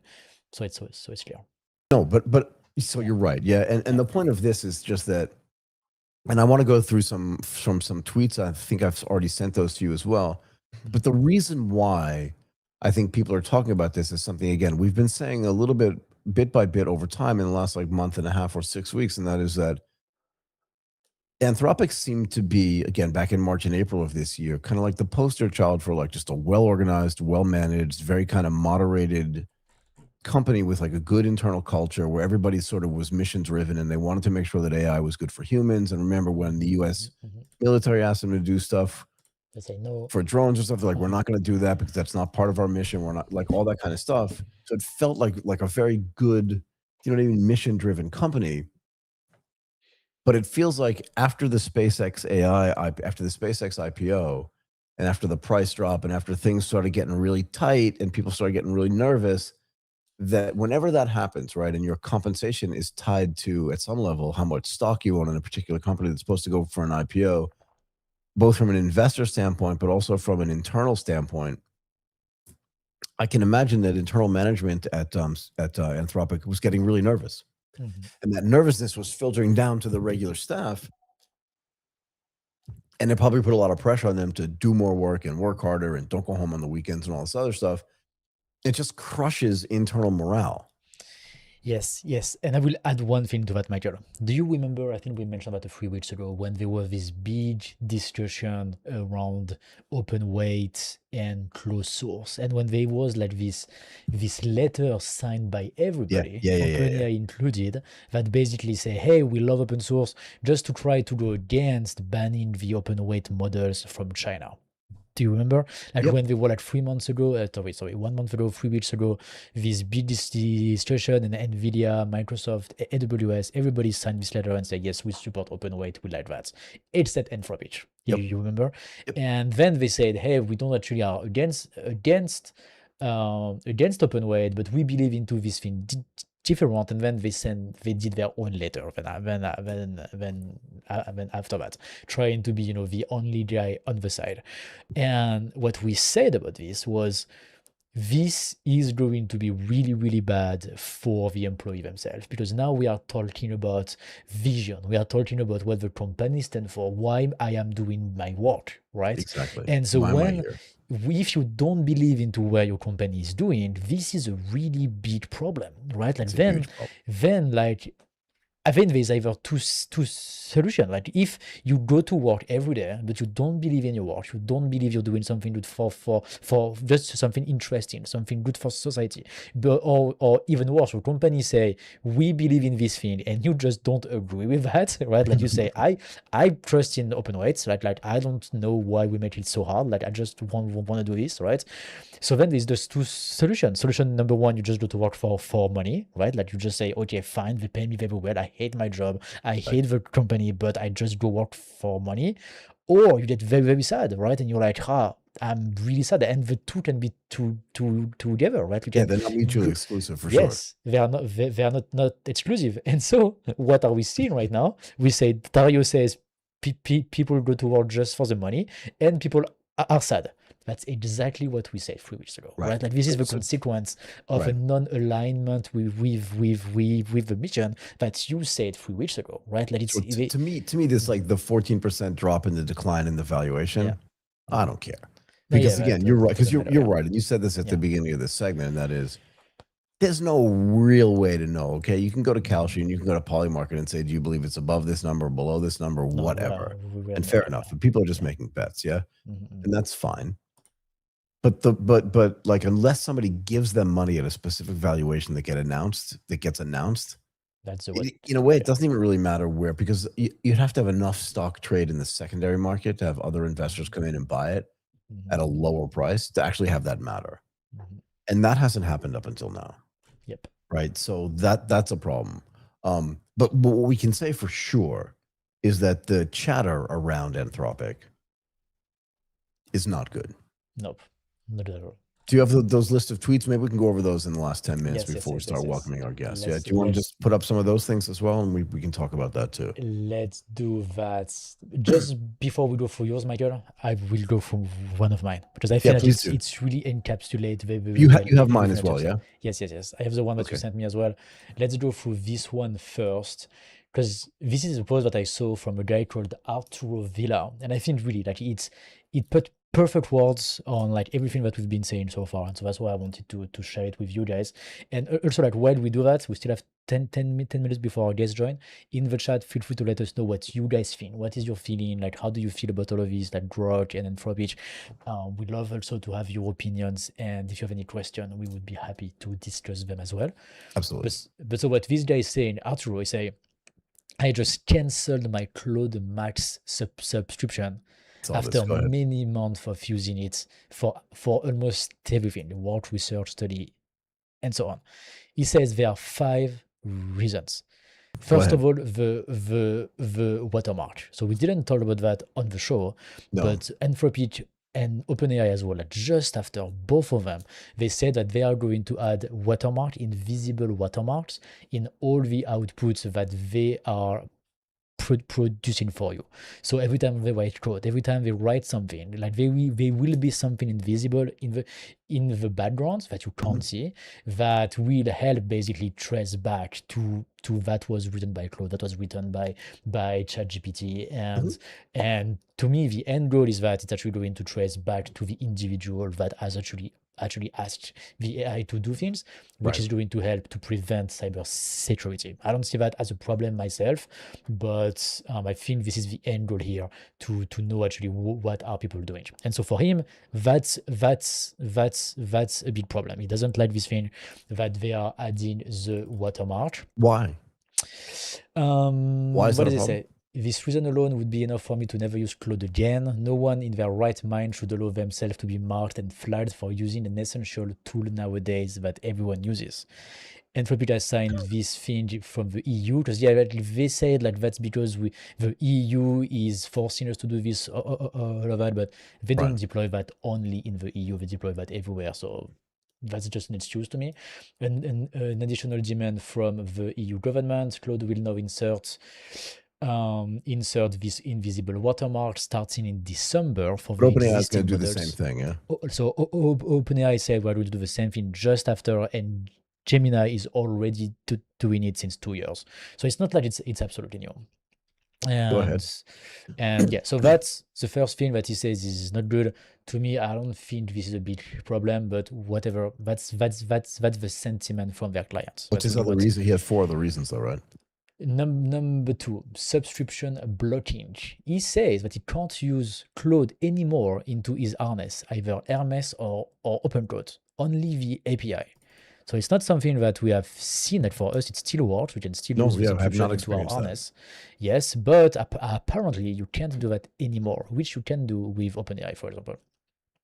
And then third, their stance against open source. So it has an impact. He says basically he means open weight, yeah? Yes, I think he means open weight. And he says like, Anthropic and Amode have been putting up obstacles and conditions to powerful open weights model for a while.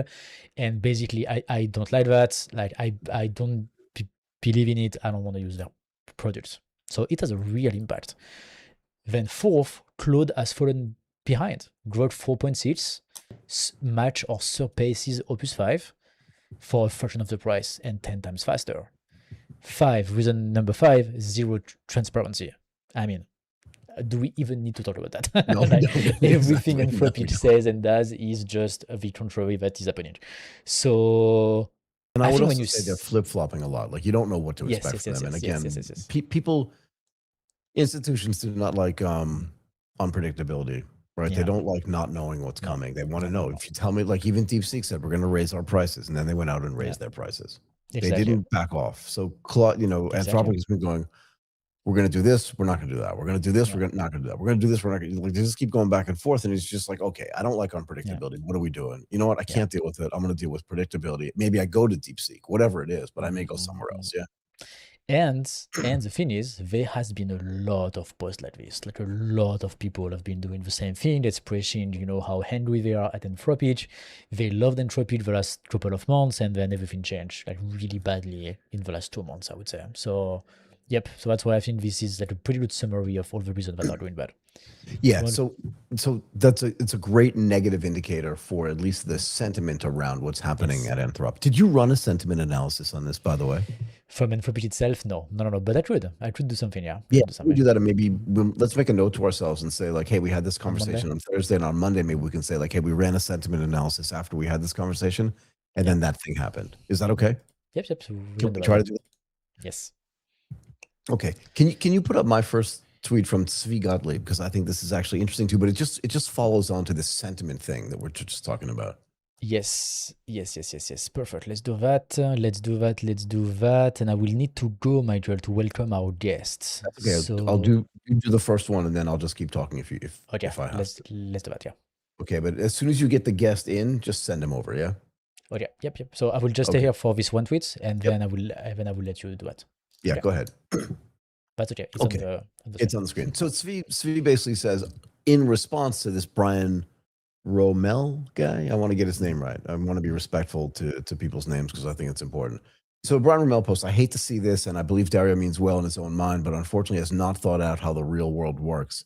And money has insulated him from anyone that could reach him. It is unfortunately a story as old as time, blah, blah, blah. The investor conceded, because he's talking about having conversations with investors, that I was right about how the philosophy these folks held would be their undoing when they asked long ago. I pray for a good outcome for all. So he's saying that, like, investors are calling him and going, what's going on? What's the big, like, you can look at Brian's tweet, because that was one of the things we talked about earlier. But SPRY Gottlieb comes out and goes, I'm calling your bluff. Employees and early investors are already multimillionaires or billionaires because of what this company has achieved. Hard to believe in 4 years they've transitioned from students to married with children, plus are unhappy with the company that made them rich. It's just that there are all these little tiny little arguments that are going on around this company. Nobody likes it. Nobody likes to have these conversations. And this was just another really quick indication of, yeah, I don't even want to deal with these people anymore. Yeah. Can you just put up before you leave? I know you're going to go away, right? Yes. That's okay. You can just talk about it, Michael, and I will see everybody on Monday. No worries. Okay? Thanks, Martin. Today was awesome, man.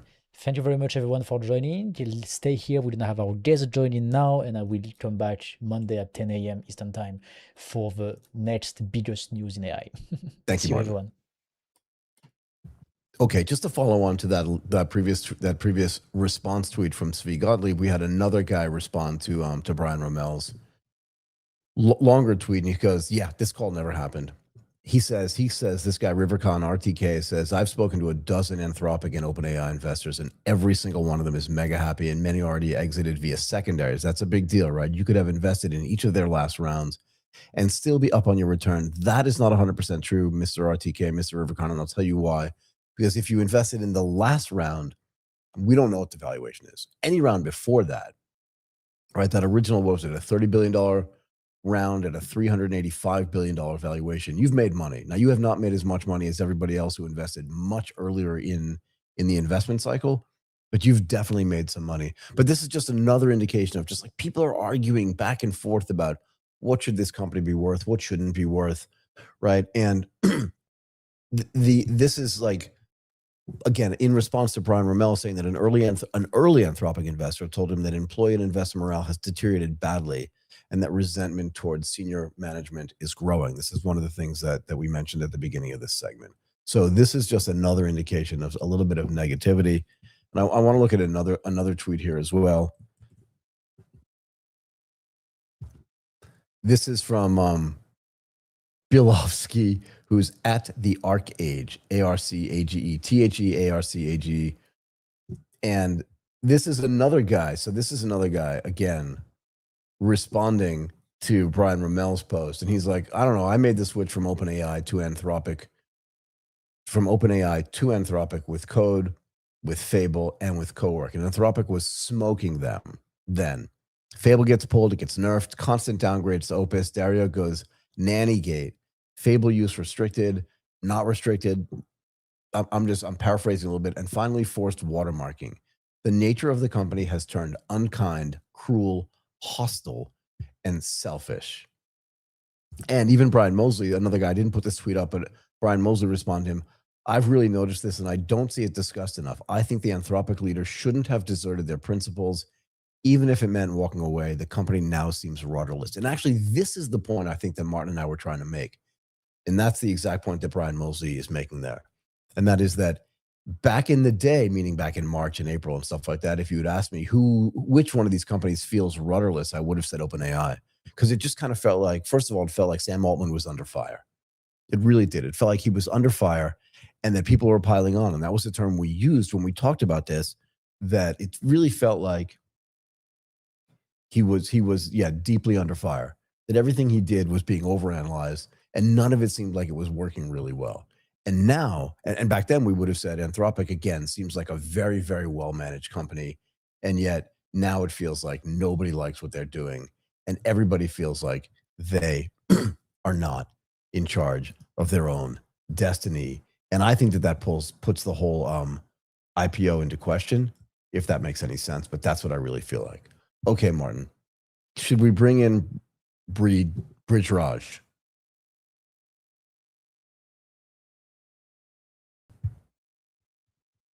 Hey, man. How are you? I'm doing great. It's very nice to meet you as well. Where are you based? You're in India. Oh my God. Okay, it's not that late there. What time is it right now? It's 9 p.m. I know it's 10:40 for you right now where you are, but it's yes, we're an hour and a half away. This is one of the things I love about India. It's like, yeah, we're not going to do it on the hour. We're going to do it on the hour and a half, if that makes sense to everybody. I love it. Makes sense. I love it. Where are you in Thailand? Are you in Bali? Where do you live? I'm in Bangkok. Awesome, great city. Yeah, it's a great city. And where are you in India? I'm closer to Mumbai. Okay, sweet. Yeah. Sweet. Okay, well, it's great to have you here. Look, we wanted to talk about how AI-powered clinical automation can change the economics and day-to-day operations of rehabilitation clinics. And I like this because we'll get to it really, but like you're actually using artificial intelligence to do something real. Do you know what I mean? And that's important. Can you, before we dig deeper into this, can you tell our audience a little bit about the important work that SPRY is doing? Yeah, I think there are two most important things that we do, right? Essentially, we let providers and therapists be therapists, right? Because of the way the economics of a healthcare business work, they have been interested in a lot of administrative roles which they don't like. You're doing this podcast, right? But you had to set up the camera, you have to do everything. That would be very annoying, right? And that's what we expect therapists to do, like get the insurance verification, get the paperwork done. And that's not what they're trained to do. That's not why they become doctors, right? They want to take care of the patients. They want to talk to patients. They want to help them get better, not do all this paperwork. So we eliminate all this paperwork, automate all of this so they can focus on patient care. And then the other thing we do is essentially manage the entire life cycle of the patient between the front desk, patients, and the billing team, right? So the atmosphere in the clinic becomes much better. The clinic becomes a much happier place because people don't have everything is transparent to everyone.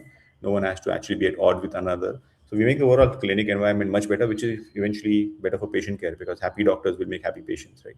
Yeah. So relieve patients, let them do what they do, bring the joy back to the profession, and then make the clinic overall a much better place to live in, work in. So what were clinicians doing? Like, what did their day-to-day look like before there was SPRY? And then tell me, where does AI create the most meaningful change in that daily workflow of a rehabilitation clinic to make the doctors and the clinicians happy?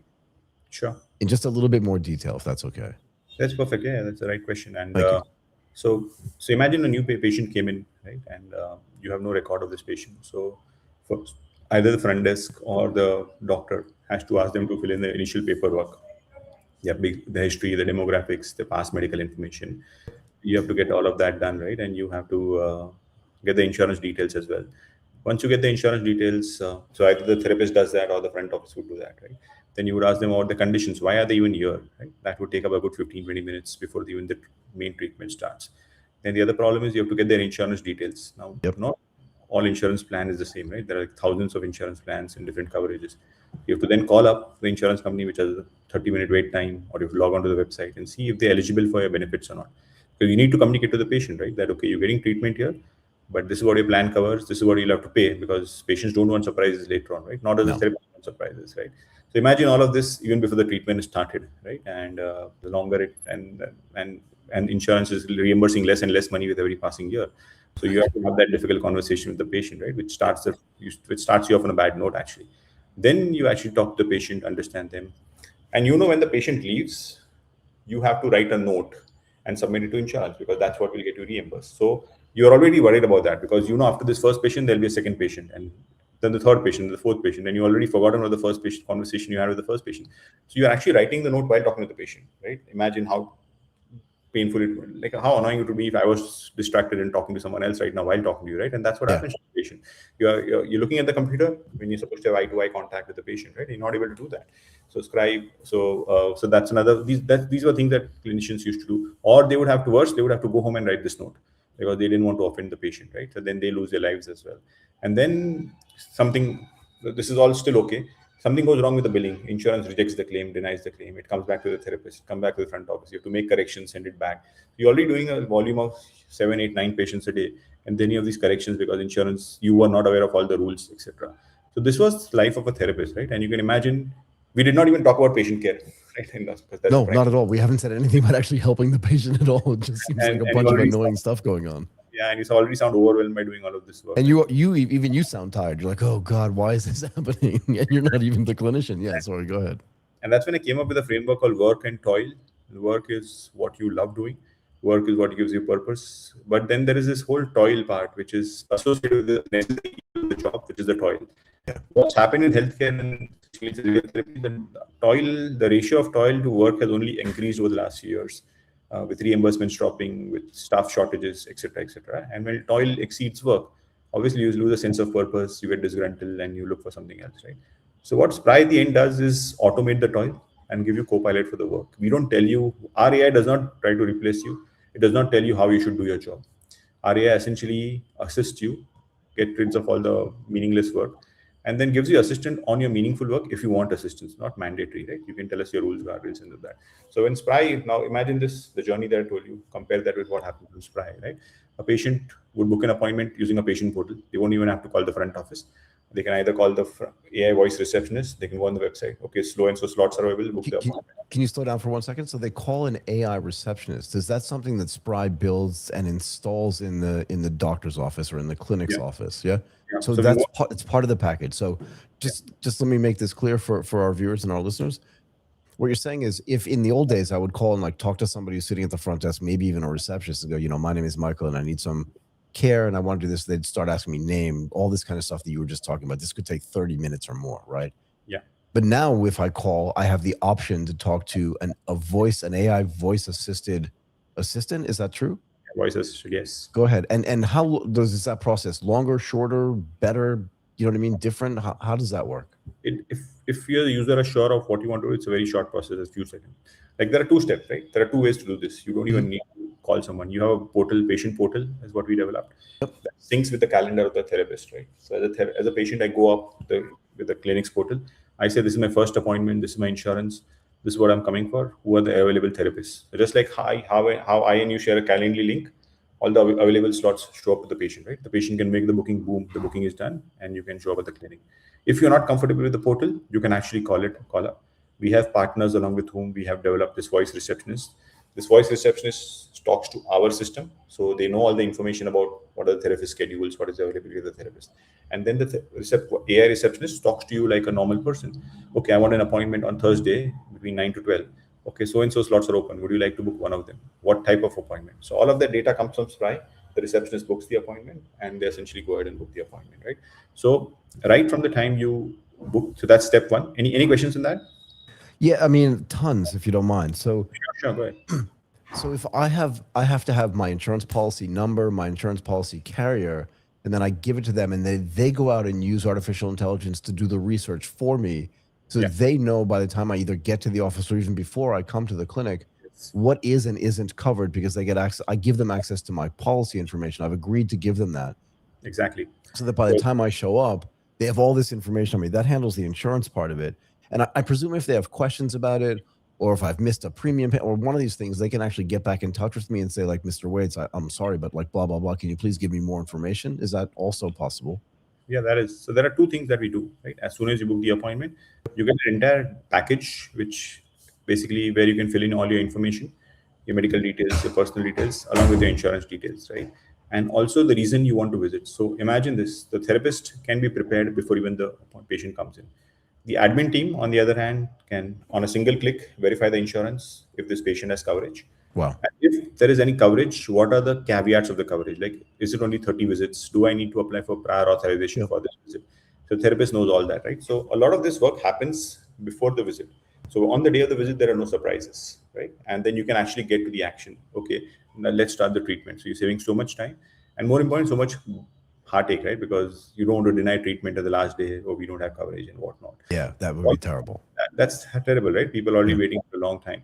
I think so. The entire process of knowing the patient, knowing what treatment are they coming for, is known to you, and whether, and as a therapist now, you don't have to worry, will this be covered, not be covered. You know everything in front of you, right? So the friction that used to happen between the front office and the therapist reduces drastically, because therapist would say A, the front office would say B, and there would typically be a disconnect between the two, right? So that's what I meant by making the workplace happy. So that's what, so AI does that. Then this next part on the AI is when the therapist and the patient are conversing, we have something called as an AI scribe, So you which do is scribing. yeah. Yeah, go ahead. Explain to people what that is, because I think it's actually really cool. Can you talk about the mechanism by which that scribing actually takes place, and what it actually is and why it matters? Yeah, I think as I told you, I think the first order effect is the first reason we want to do that is we don't want therapists to be typing away notes, right? We want to make it as easy as possible for them. Yeah. You go back to the 1950s, 1960s, right? And we had a doctor who would come to our place. He or she would carry a duffel bag, see the patient, write a small prescription, and pretty much leave, right? And Yeah. that was fine. So, but we've given them all these laptops, computers, mobile phones, and given them huge documentation pieces actually covers. Okay, it's become more complicated, right? We actually want to go back to that experience, go and go back to that experience. So when you are conversing, so we build a native AI scribe which sits inside the EMR, so you don't have to download another tool, any of that. All you need to give access to your microphone, right? We also operate in clinics which are very small and very noisy, because it's like a gym. So we have them, they can talk through a lapel mic, or they can talk on the mobile phone as well. So if multiple conversations are happening, they don't disturb you as well, right? So can I ask a quick question? So on the mobile phone or on the microphone or on whatever equipment that they're using, you have a back and forth conversation between the therapist and the patient, and all of this stuff is voice recorded, and that substitutes for the notes. And AI has been, because sometimes, and I love this idea, and I've actually talked to somebody who built an entire, just a business around scribing, right? So this is why I know a little bit about this. But is the AI trained? Because in the clinics, particularly for this type of therapy, right, some of the terminology can be very specific. And even for me, my name is very simple, Michael. And sometimes like the AI gets it wrong when it scribes it, if it records it. I presume you're doing training specific on the AI for this type of clinical experience, so that if they say something, whether it's a medicine or a condition or something, that it's already understands like what those words are, so that it comes out clearly in the scribing. Yeah. Exactly. Go ahead. And sorry.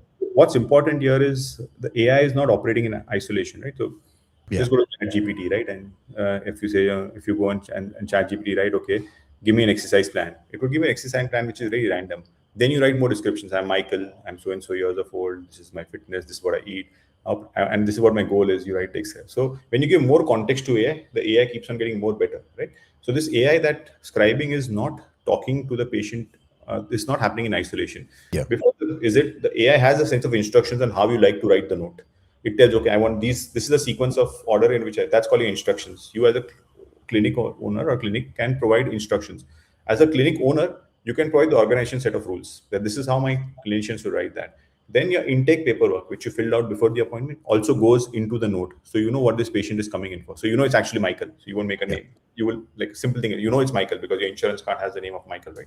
So a lot of context is given to the AI before they even start listening. And as we know, the more context you give to the AI, the better it gets. Right? For sure.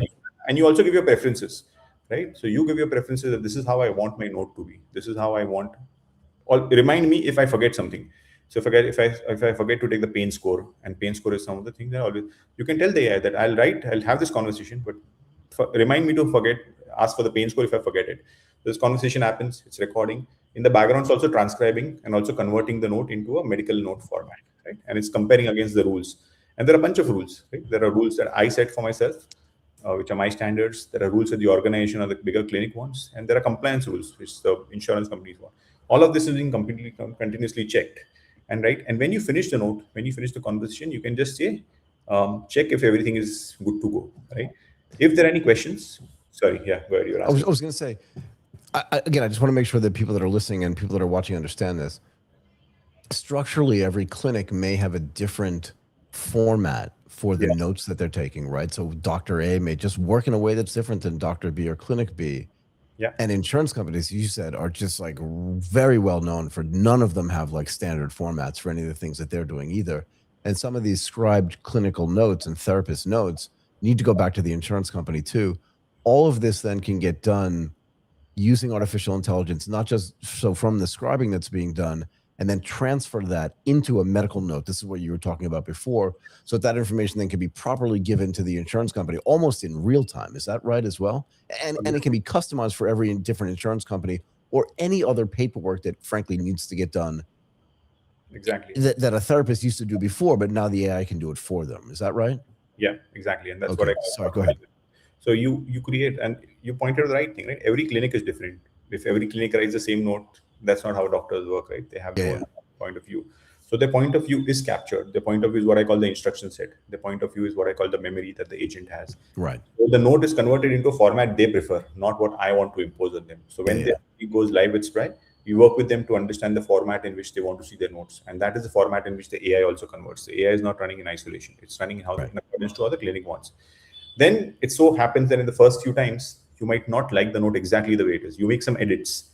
The AI learns from those edits as well. So next time it actually factors that, okay, these are the things this person edited, and these are the rules I need to factor in. So it gets smarter with every time you use it, and then eventually gets to a place where it's phenomenally good, right? It just reads your mind, is what you can say. How reads your mind. I wish somebody would do that for me, although in my mind, it's just a big clutter. How hard is it to customize this on a clinic by clinic basis? Because I presume that you have to do that as well, yeah?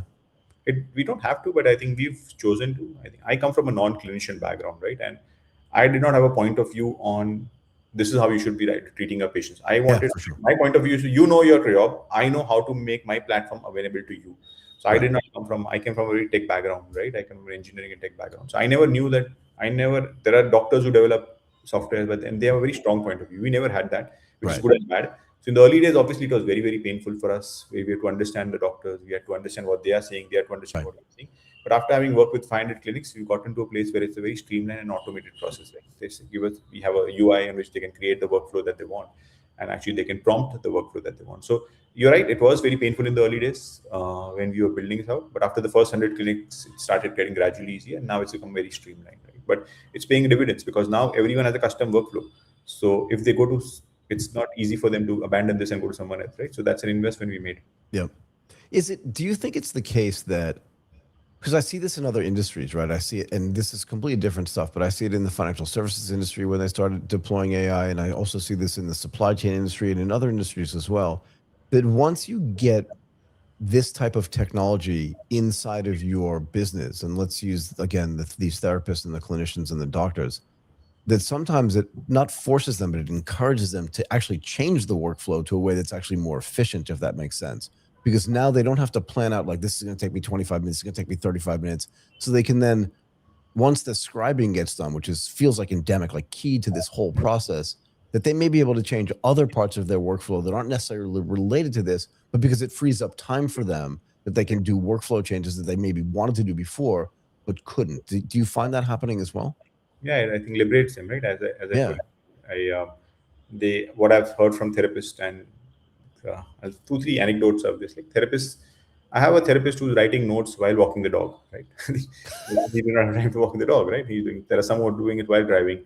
There's some who are seeing more patients, right? And more importantly, going back home, not having to worry about this. From the administrative point of view, they are spending more time with patients, right? When Yeah. they are actually talking, because eventually it's on hospitality industry, right? They're having time. They're not on the phone all the time talking to insurance companies. When I talk to billers, because we automate a lot of the billing as well, they are not on phone talking to insurance companies trying to fight every claim. They're now calling insurance companies to negotiate better rates, right? And say, okay, we should be paid better because we are getting better outcomes for your patients. So they are all able to do higher value jobs or free up themselves from the mundane task. Is, yeah, definitely happening across the board. And as I said, I just believe that there's a lot of, when you are treating in volume, there's a lot of information asymmetry between different departments. The Yeah. front office, the billing, the therapist. We bring all of them on the same page, right? So the overall environment in the clinic improves drastically when that happens. My feeling is, and again, tell me where you think I'm wrong here, is that humans are fundamentally lazy. Everyone is, yeah. All of us. Everyone is, and this has nothing to do with clinicians, doctors, therapists, or anything. I mean, I think baseball managers are, cricket managers, like everyone's fundamentally lazy. Yeah. But because of that, I think that the scribing, because it records in real time, removes the necessity to sort of disintermediate the laziness, in the sense that I believe that during note taking, sometimes a clinician could probably just be like, you know what, this thing, I don't need to write this down because that's not going to matter later. And I'm just going to leave that out because I don't have enough time to write everything down. And you can see me mimicking the writing method, right? Yeah, But because it's all being recorded, they don't have to eliminate anything, exactly. right? So that gives them actually more information. And I'm curious if that data then can be, because again, if you're using physical paper to write stuff down, even if later you input it into a computer, you still have all this data fragmentation inside of your own clinic. And a lot of these doctors run like 2 or 3 separate clinics, one in this town, one in that town, one in another town. And then getting all that data organized and consolidated together and understood in a way that makes sense is hard. But now do you find that like their ability to analyze the data, analyze what's happening to particular patients, allows them to serve other patients better that have similar characteristics, because now they can actually have better access to better data, and they can analyze that data in a way that's better, that allows them to serve their patients better? Yeah, it definitely does, right? I think, as you rightly pointed out some time back, there's no good format or standard format in healthcare, right? Everyone has Yeah. their own little format. Doing this structured note and being comprehensive or elaborate about your treatment gives you a chance, one, to capture all the data, and second is you can run analytics on top of this data to actually start drawing patterns, right? Yeah. What's happening, what's not happening. And then you can actually, as I said, this is the data exactly the billing company is using and sending to insurance companies. See, the outcomes have gotten better for this patient. This patient Right. used to take 20 visits. Now in 5 visits, using the goals, they've reached their goals, so the outcomes have gotten better. And I've seen therapists start using that as well, right? To train their assistants, train the juniors, essentially do that. So you're right. When I don't have to worry, as I said, when you're not going to worry about the mundane tasks, you can talk about higher value tasks, right? This is exactly the point I was trying to make. And this is a higher value task where you look at data and try to make your life easier, right? And human beings are lazy, but like we don't like to do the same thing over and over again, right? And That's for sure. what happens, right? And writing the note and is essentially doing the same thing over and over again, and it gets you paid, so you can't avoid it either. Do you get the sense that patients notice the difference when these types of systems are implemented, that they feel like they're actually getting better served? This was a second order effect we did not envision, right? And therapists have gone on record and saying that the patient feels so much better when you're looking into the eye and talking to them rather than looking at the laptop.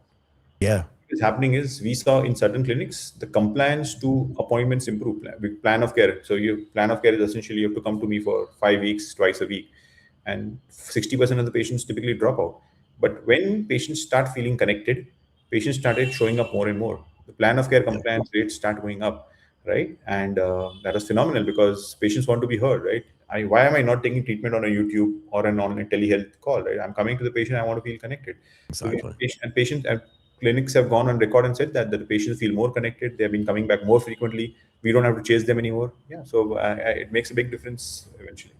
Is there a way to measure, like, are there, I don't want to say ROI because it feels really insensitive, but is there a way to measure whether this automation is actually improving the quality of the clinician's work rather than simply making it faster? Do you know what I mean? Are there ways that we just talked about, like the patients feel like, look, if I look you directly in the eye like this when I'm talking to you the entire time, it just feels so much better.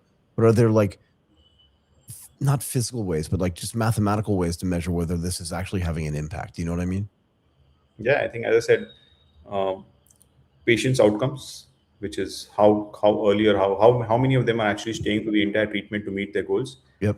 How early are they meeting the goals? We call them outcome measures, right? Outcome measures and plan of care compliance. Got So it. the mathematical way to measure them is, have my plan of care compliance has gone up because my patients feel more connected? Have my patients started meeting the goals more easily because they've been coming more often? So if you measure these three things, and these are numerically possible, right? Mathematically possible to do that. There's a lot of emotional data, but on the mathematical side, you say, okay, these are the two things. While I'm getting paid well from insurance companies, I'm balancing all these multivariate problems and still getting my output number, right? So yeah, I think that's the right way to measure it. So I'm spending less time, I'm making my patients happy, I'm growing my business, right? And the patients coming back and they're treating well. I think if all of this work together in conjunction, that means I have a great business, right? That's essentially what the business is about. Yeah, exactly. Okay, one more thing and then I let you go if that's okay with you. That's perfect. Yeah. When you reduce this administrative work because of this automation, does it fundamentally change the economics of these smaller rehabilitation clinics? Because either A, they can handle more patients, or the patients just keep coming back, or some other reason why that economically it's actually better for them as well, financially better for them, excuse me. It's definitely better for them, right? I think on two counts. One is a obvious impact of, you don't have to hire as many admin people, or you can see more patients with the same number of people. Yeah. It is a direct economic output, right? Your Yep. billing is much better because every claim is billed correctly and you can get them. So you're getting a bang for the buck. So those are two which are obviously very measurable, and you see direct impact. The indirect impact we've seen in clinics is they see less possible churn, right? Because you are now doing work which is exciting for you. Like if a therapist leaves, you have to hire a replacement. It's easier cost of $30,000 to $50,000 for a clinic, right? Because you have to pay the recruiter, you have to build the patient load. So obviously there is a immediate impact on the EBITDA because your revenue grows, your costs reduce, or you can receive more.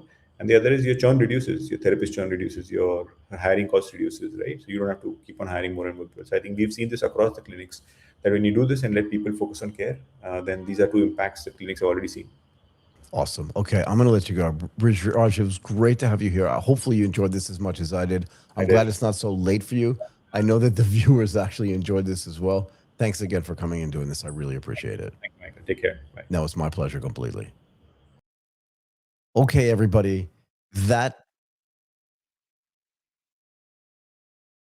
You have more to say? Yes, hello back everyone. Hello back everyone. Michael, if you're okay, just before we stopped, I think Yeah, we go got a little bit of like a little bit of late topic on the show on the watermark thing, if you're okay. Because I think like Oh, we got a definitely. Go ahead. What's the really, big deal? really interesting comment in the chat from Peter. Thank you very much Thank you, Peter. for the comments, and you said that you made me come back on the show, which No, was Peter, the let plan me of- see, because I was looking over to see if I could see any comments. What does Peter say about the watermarking? Yeah, so basically, like, let's maybe start from the beginning, just to give information to everybody. Like basically, what they say is that they are going to add this watermark behind the output from the AI. Okay. And this is going to be invisible, and there's a lot of companies who said they are going to do this. So Anthropic, OpenAI have said we are going to do this. Google apparently does it since 2024 already. They have a system. I did not know. Wait, did you know that? No, I didn't know that. So it's a They've system done a called. very bad job at communicating this, I think. Yeah. Yes. I use Gemini sometimes. You know what I mean? Indeed. No idea. But yeah, so Anthropic, OpenAI, Google, Meta, Microsoft, and Mistral, as well as the French guys, they have said, yes, we are going to do this. The only one who say we are not going to do this are XAI, Grok. Okay? Shocking. The only one who say we're not going to do that. So at first, yeah, so basically they are going to put this watermark in the output, and the goal is to know when an output comes from an AI. And so my initial thought was, okay, like they are going to do this to trace a cyber attack. So basically, if you said that, and then you left, and I was like, why yes. does yes, that's why what does this have to do with cyber attacks? This is like a French thing. Like I didn't understand what was going on. No, because like basically like I feel like the reason why they are doing this is because look, like let's say you have a website and you have a login form. Okay, if you see that all the input that you have on your login form are from an AI thanks to the thanks to the watermark, then it's much easier to block it, because then you can know what is a legitimate user that is typing his But not really. password. What if you have what if you have like a legitimate agent using MCP and connecting via an API just to have a conversation with you that's legitimate? Like that doesn't necessarily mean that it's illegitimate, does it? No, but at least you know. I think that's the intent. Like if you have a website, you have an application, you have an API, you have something. If you see that there's traffic coming with the with the watermark, then Yep. you know that's coming from an AI for sure. Like there is no. Yeah, but I think, but can I push back for a second? Because I think they're doing this because they want to make sure that if you've written something, Mhm. that's watermarked to say like, actually, Michael didn't write that. Okay, so this is exactly like the point that I didn't think about and that Peter shared in his Go ahead. comments. Yes, sorry, go Okay, ahead. so Yep. that's what like my first thoughts. I mean, the first way. I mean, no. First of all, let's back up for a second. A month ago, when we talked about the open weight models and being being probably banned in China, we discussed on the show, Major, and I said like I think they are going to do two things after that. The first thing is they are going to do KYC, because then that's going to scare everybody to become a criminal online, because now if your AI is linked to you, then there is a way to trace back to you, Yep. and then it prevents you being anonymous online, which is going to prevent criminals. And the second thing that they are going to do is to add a way to be able to trace back if there is something malicious online, if there's a cyber attack, if there is something, then they can know it's AI, then they can know it's your account, and because now they know it's you, then that really going to prevent a lot the risk that like somebody random start to attack in every website in the world thanks Go to ahead. thanks to AI. So that's how I said that a month ago. I was like, yeah, we are going to have KYC and we are going to have watermark as well, just to be Yeah. able to You're trace talking about back. KYC for just simply creating an account on, let's Yes, say, on Anthropic. Yeah, just yeah, yeah. just We talked basically to about say that. just basically to say like this output from AI has been created with this account. That's the Right. watermark part, and then this account belongs to Martin Rumford. So if Right. this code is doing something criminal online, that's Martin Rumford. We And know it's him. I'm a big believer in this, right? We Yes. talked about this Yeah. a lot because one of the things I hate about Facebook and one of the things I don't like about Yes. X or Twitter, whatever you want to call it, is that like Yes, it's anonymity online. it's just anonymous. Like why Yes, in the real yes. world it's not like this. Like you can't just like imagine just being able to put on like a green sheet and being able to like Yes. disappear and go knock on someone's door and steal their television and be like, I don't know, I did it anonymously. Like this Exactly. doesn't work in the real world, right? Yes, and that's what's happening online, right? And that's why like the reason why I mentioned like they are going to do this was first of all to prevent anyone to start becoming a hacker, and then we can't trace back to them, Yeah, which is a yeah, yeah. massive problem. And the second problem that this tackles is all the distillation problem. Like when you Yeah, know yeah. these Yeah. US labs, they complain so much that the Chinese and probably also the other way around. Like I think they are all doing that at some point, but it's much harder to fake a million account where you need a real ID. This is a Sure, very sure, sure. different level of scam. Although right? I'm not against distillation, but yeah, I understand how they can protect But from so, that too. but But like yeah, if fair you want to enough. just prevent that, right? Like you can be for Yeah, yeah. or against this. If you're a company and don't want your customer to do this, asking for KYC is a very straightforward way to prevent it at massive scale, right? Like because then people who are going to still do that, which means that they have access to IDs and stuff like Right. that, and then that's a very different story. Right now, I think it should be I think it should be more difficult to get an account at Anthropic than it is to get a bank account. You know what I mean? Yes. And getting a bank account now is impossible. Sorry, go ahead. Exactly, and that's why I was like, you know what? Let's just do KYC because it works really Yeah. well for banks already, right? And there's plenty of vendors that we know very well the process. People are not against that when they open a Nope. bank account, so let's just do the same thing Not when really, we do but AI. yeah. And so that's why I thought these two things coming together, right? Like you have to do KYC plus watermark, because if you just do one, like for example, you just do KYC, but then you have no way to know that this AI has been doing this, then it's pretty much useless, right? And if you just do the watermark and then you know that this account number 24/7,000 something, but you don't know who is behind the account, same. That's pretty useless. So that's why, like, I think first thing they implemented watermark. So I was like, okay, like this is not surprising to me at all. And then, like, I mean, that's a crazy timing, but yesterday or 2 days ago, I had to start a new account on Anthropic, and they asked for my idea. Michael, I was shocked. I was like, what a I remember. crazy timing that is. Yeah. They implement the watermark. I have to create a new account because I reached to the limit on mine. And so remember. what do? You don't pay for the API. You go get another account. And I create another account and they asked for my ID. I was like, what is that? And so that's why I only looked at it from the cyber security lens. And it's true that's maybe a shortcut from my side where I was like, okay, it makes complete sense from a cyber security standpoint. And if I'm a hacker, now I'm going to think twice because now they can trace back to me basically.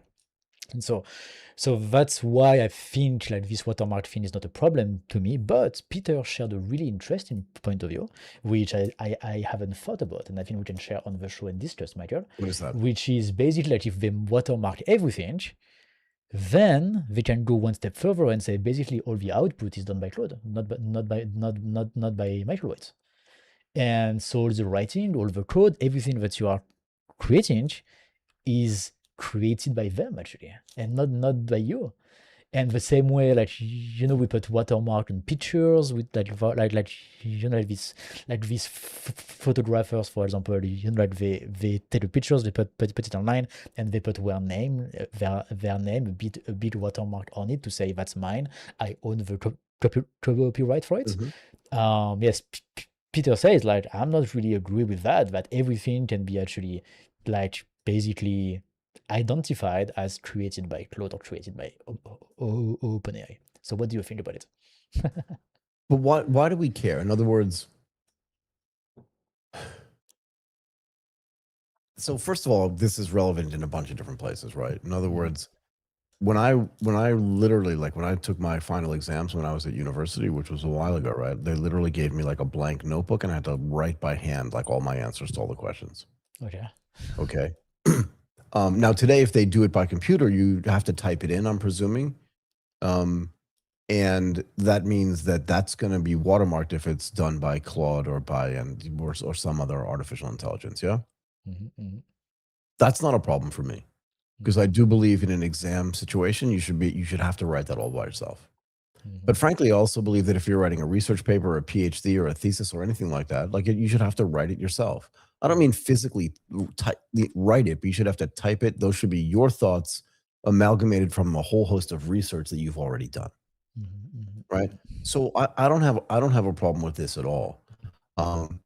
You want to talk about the cybersecurity part of this thing, or you think if everything that happens in Claude gets watermarked, that's you're not making the case that you think that's problematic, are you? No, for me it's not. For me it's absolutely normal. And does Peter think that's problematic as well? Yes, Peter says because of the copyright issue. He's yes, maybe this I don't really want all of my things to be identified as Claude. But actually, now that I think about but if it's Claude actually written it, what's the problem? So I think here, let's look at how we use AI ourselves. I think when we write something, let's take the writing example. When we write something, if the ideas inside the content, inside the writing are from Claude, it's going to be terrible.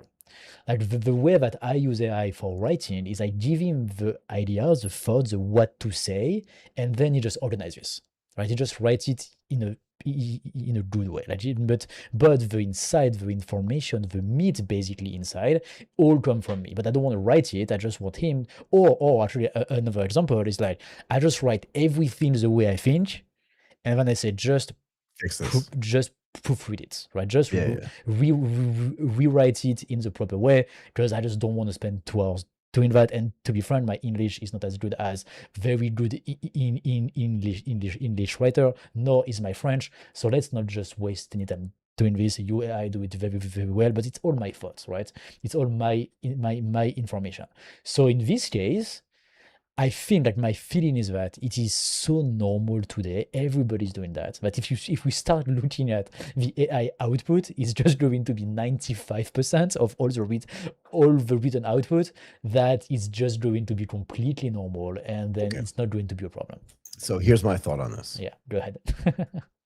Because we already have precedent for this. And I Right. think people sometimes forget that like the real world existed before artificial Oh, intelligence. really? Are you sure? No, we just started like 4 years ago, Michael. Oh my God. Oh my God. You're right. Never mind. But plenty of people write magazine articles. Mhm, Plenty of people write books. Plenty of people write blog posts. Plenty of people write scripts, mhm. all of which get edited. Like there's a job that's just called an editor. Yeah, yeah. And if you look at a book, I don't have a book on my desk here, it's over there. But if you look at it, it says this book was edited by Martin Runford, Mhm, even if it was written by, some other person. True. But it says edited by. Mhm, mhm, Okay. So, but if it was ghost written, mhm, right? Because you can hire a ghostwriter, like The Art of the Deal. I don't know who wrote that. I can't remember, but I remember the name of the title of that book, The Art of the Deal. mhm. Was written by a guy named Anthony. Yes. So but there are so many different nuanced and sort of very small use cases that I think just dropping a watermark on something, as they're suggesting today, is literally like dropping an atomic bomb. Do you know what I mean? to Yeah. fix like this tiny little problem. Yeah. So if they want to create rules around it that says like these thoughts were typed in, and they should know this too, right? Like your editor knows whether you wrote that or didn't write it, and that he knows or she knows that they've edited the book for you, but it's your thoughts. That's clear. Mhm, mhm. Right? But they've just changed the language or made it a little bit less verbose or whatever it is. It's fair to say this book was edited by somebody, Mhm. right? And no one ever writes inside the book, these are thoughts by Martin Runford, but that's the understanding, right? Because you're the author of that book. Yes. Would you understand? But that's only Yes. one use case. So to me, just dropping a watermark on everything that Claude does feels a little bit unfair is the wrong word, but again, it feels like a little bit of an overreach. You mean Because you're too right. much? Say it again. You mean too much? Like we are doing too much?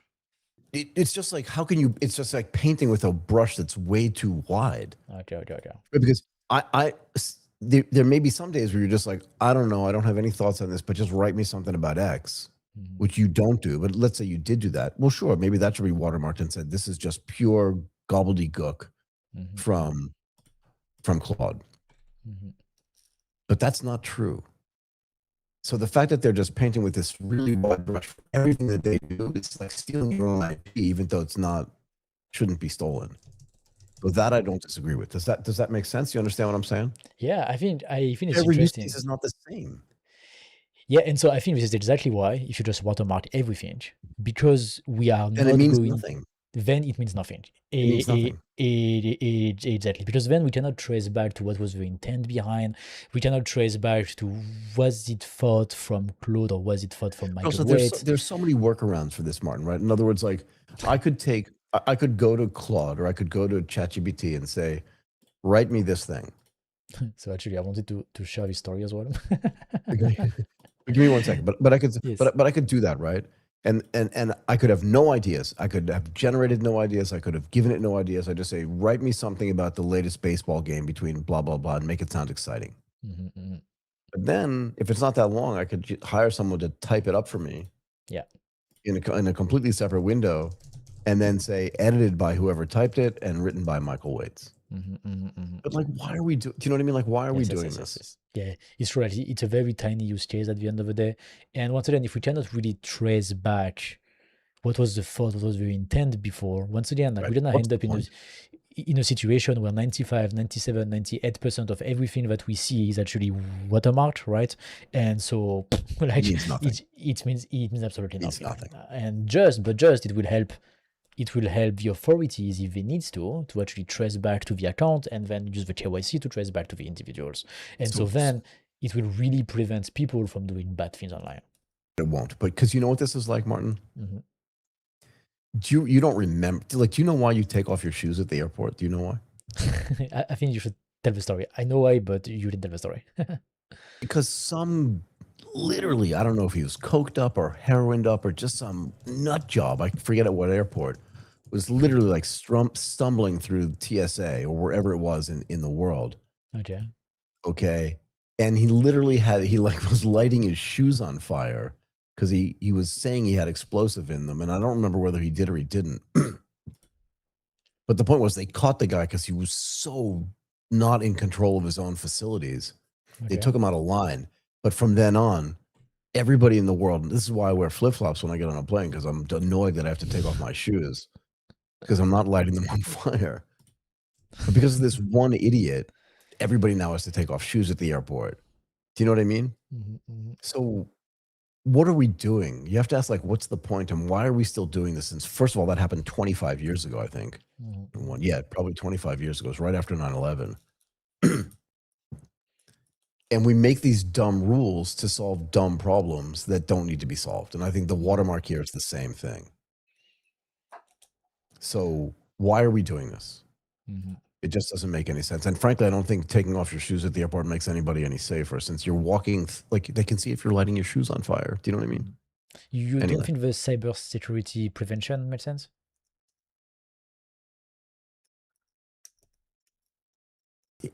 It does and it doesn't, right? But it's like, if we presume at the beginning that everybody's a criminal, right? This is maybe this is just more of a pet peeve of mine. I need to think through this a little bit better. But just having rules around, like it doesn't stop people from robbing banks because there are cameras in the banks. Do you know what I mean? People just come up with ways to, like, wear masks and figure stuff out, figure out a way that they can actually get around the cameras. Maybe they clip the wires outside before they go in, so the cameras don't work, or they disable them in software. They figure out a way to do this. And I think people will figure out a way to bypass the watermark, even in a cybersecurity perspective. Again, if you can program a watermark in and you tell everybody there's a watermark on it, then I can write software that removes the hidden water. Do you know what I mean? Like, all this stuff is relatively easy to do. And I don't think it matters enough that the watermark is going to be the one thing that stops people from committing cybersecurity crimes. So there is always a guy called Geo Mayer who basically built a GitHub, like a little tool that it's open source on GitHub. You can find it on our X profile on AGTP. That basically does that. So I stand validated. Now supports watermark from OpenAI and Gemini in addition to Claude. Exactly. So I stand completely validated. Do I win? I win, right? Also, like, there were, like, a lot of posts saying, like, actually you cannot add any watermark, like, because if you just copy paste the output into a text, that's what I just said, right? I said that before. Yeah, into just like into a text editor, whether it's Word or Pages on Mac or whatever, and then you just put it there, then the watermark is just going to disappear, right. because these editors, they don't support this type of stuff. Excuse my language. What's the point, though, right? So yes. So yeah, so this is, but then it's interesting. And then if there is no point, then why are they all doing it? Then while they are all just thinking this stuff through, right? I mean, because then from a marketing standpoint and from a PR standpoint, from like that's really bad. Like, the people don't like it at all. Like, we read the tweet earlier. Like, that was the #1 reason that guy was canceling his Claude subscription. So if there is no point, then why do you scare everybody again, right? And everybody seems to agree. And yeah, I really wonder. But like, I think that, to Peter's point, like, the trust that I have today in Anthropic is so low, and in OpenAI as well, that I can really see a world where tomorrow you build an amazing software, and then OpenAI says, yes, that has been done with us.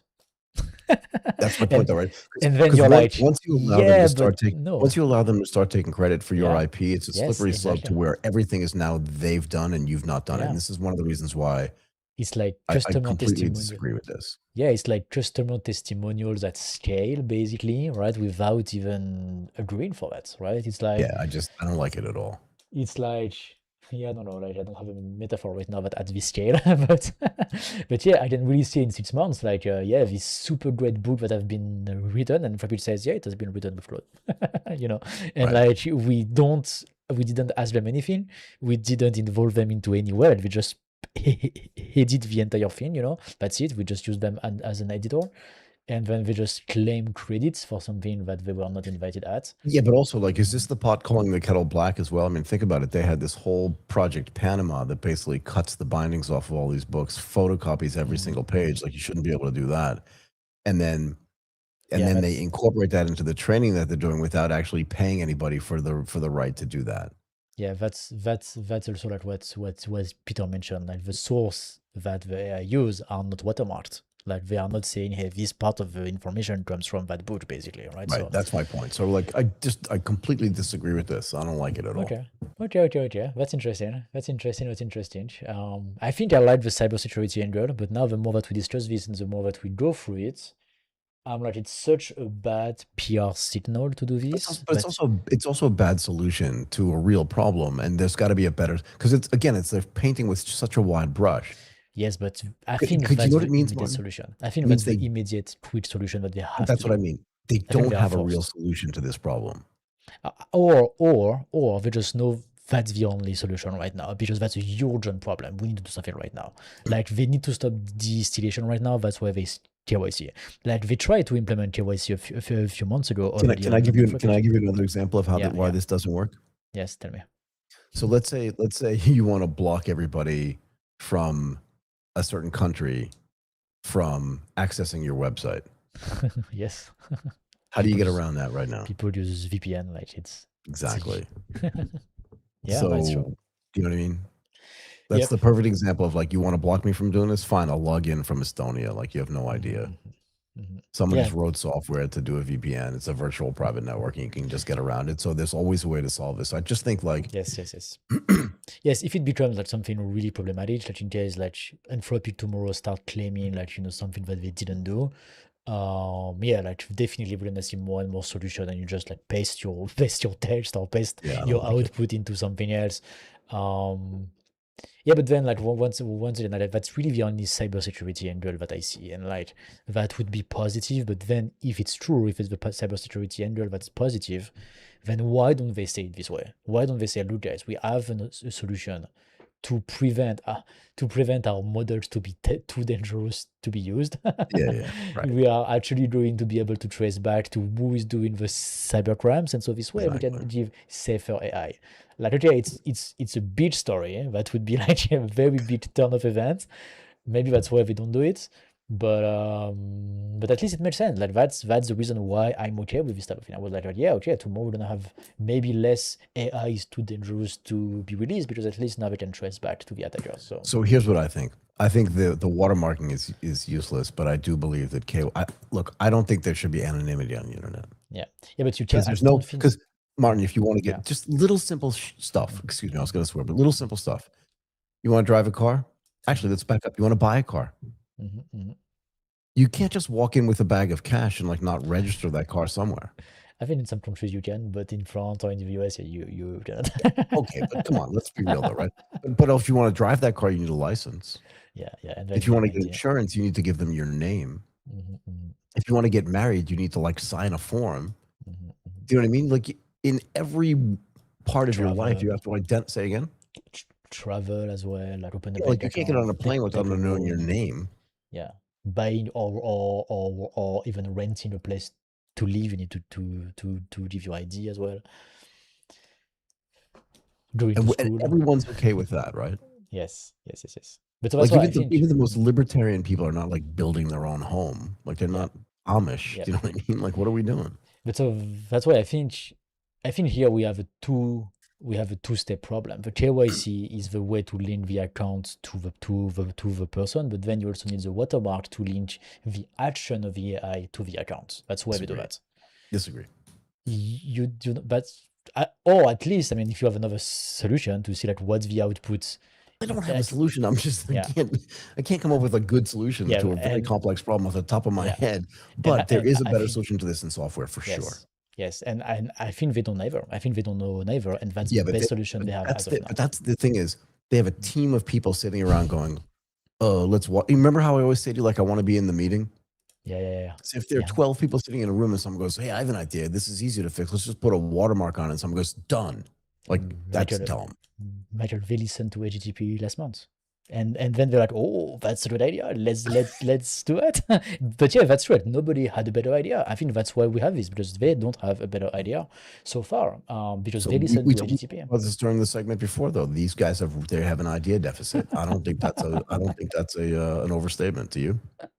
Nope, I agree. That they don't have a better tail solution than the watermark to be able to link the account. I think that's why they do that. They do that quick because they have to.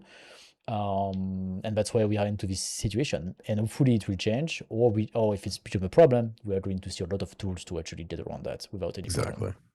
Yep. So I hope, Peter, this extra segment on the watermark of like almost half an hour actually was actually Happy to good. do it, Peter. Anytime you have a Yeah. question like this, we Yes. dedicate as much time to it as you think is necessary. Yeah. We love, as we always say, as we sign off, we love being as interactive as possible with our viewers and our listeners. So thank you very much for your participation. Really greatly appreciate it. Yep, and super interesting at the end of the day. Good angle, good insights. Yes, new thoughts, opinions that we didn't like necessarily thought by ourselves. So that's why we love to have the chats, because everybody Love have it. their opinion, and that just bring more ideas to the conversation. So always cool. Yeah, I mean, one of the things I like to say is I have an idea, but I don't have a monopoly on the right idea. I have And to ideas. be honest, I haven't even thought about this copywriting angle. Like I really just stuck into the cyber security angle. So that's why it's super interesting to have more people participating. Thank you very much for that. Definitely. Yep. Okay, Martin, anything else? Now is the real end, Michael. It's okay. Oh, it's okay. I'm happy to talk. Okay, everybody. Thank you again so much for doing this. That's it tonight for AGTP, for AGTP Insights. And as we always say, thank you so much for joining us. We had a ton of people actually watch us in real time. Thank you for that. But for those that are watching it afterwards, give us a thumbs up on today's video. Subscribe to the YouTube channel. It doesn't cost you anything. It's a lot of fun. We have a lot of fun doing this. Follow us on all of our socials, on X, on Instagram, and on LinkedIn. Let us know across the board, across all platforms, if there's anything you'd like us to discuss or any other comments you have for us, any other questions for us. We will be back again, as Martin said before, on Monday at 10 a.m. Eastern. My name is Michael Irwin Waits. I'm going to say goodbye for now. Bye, everyone.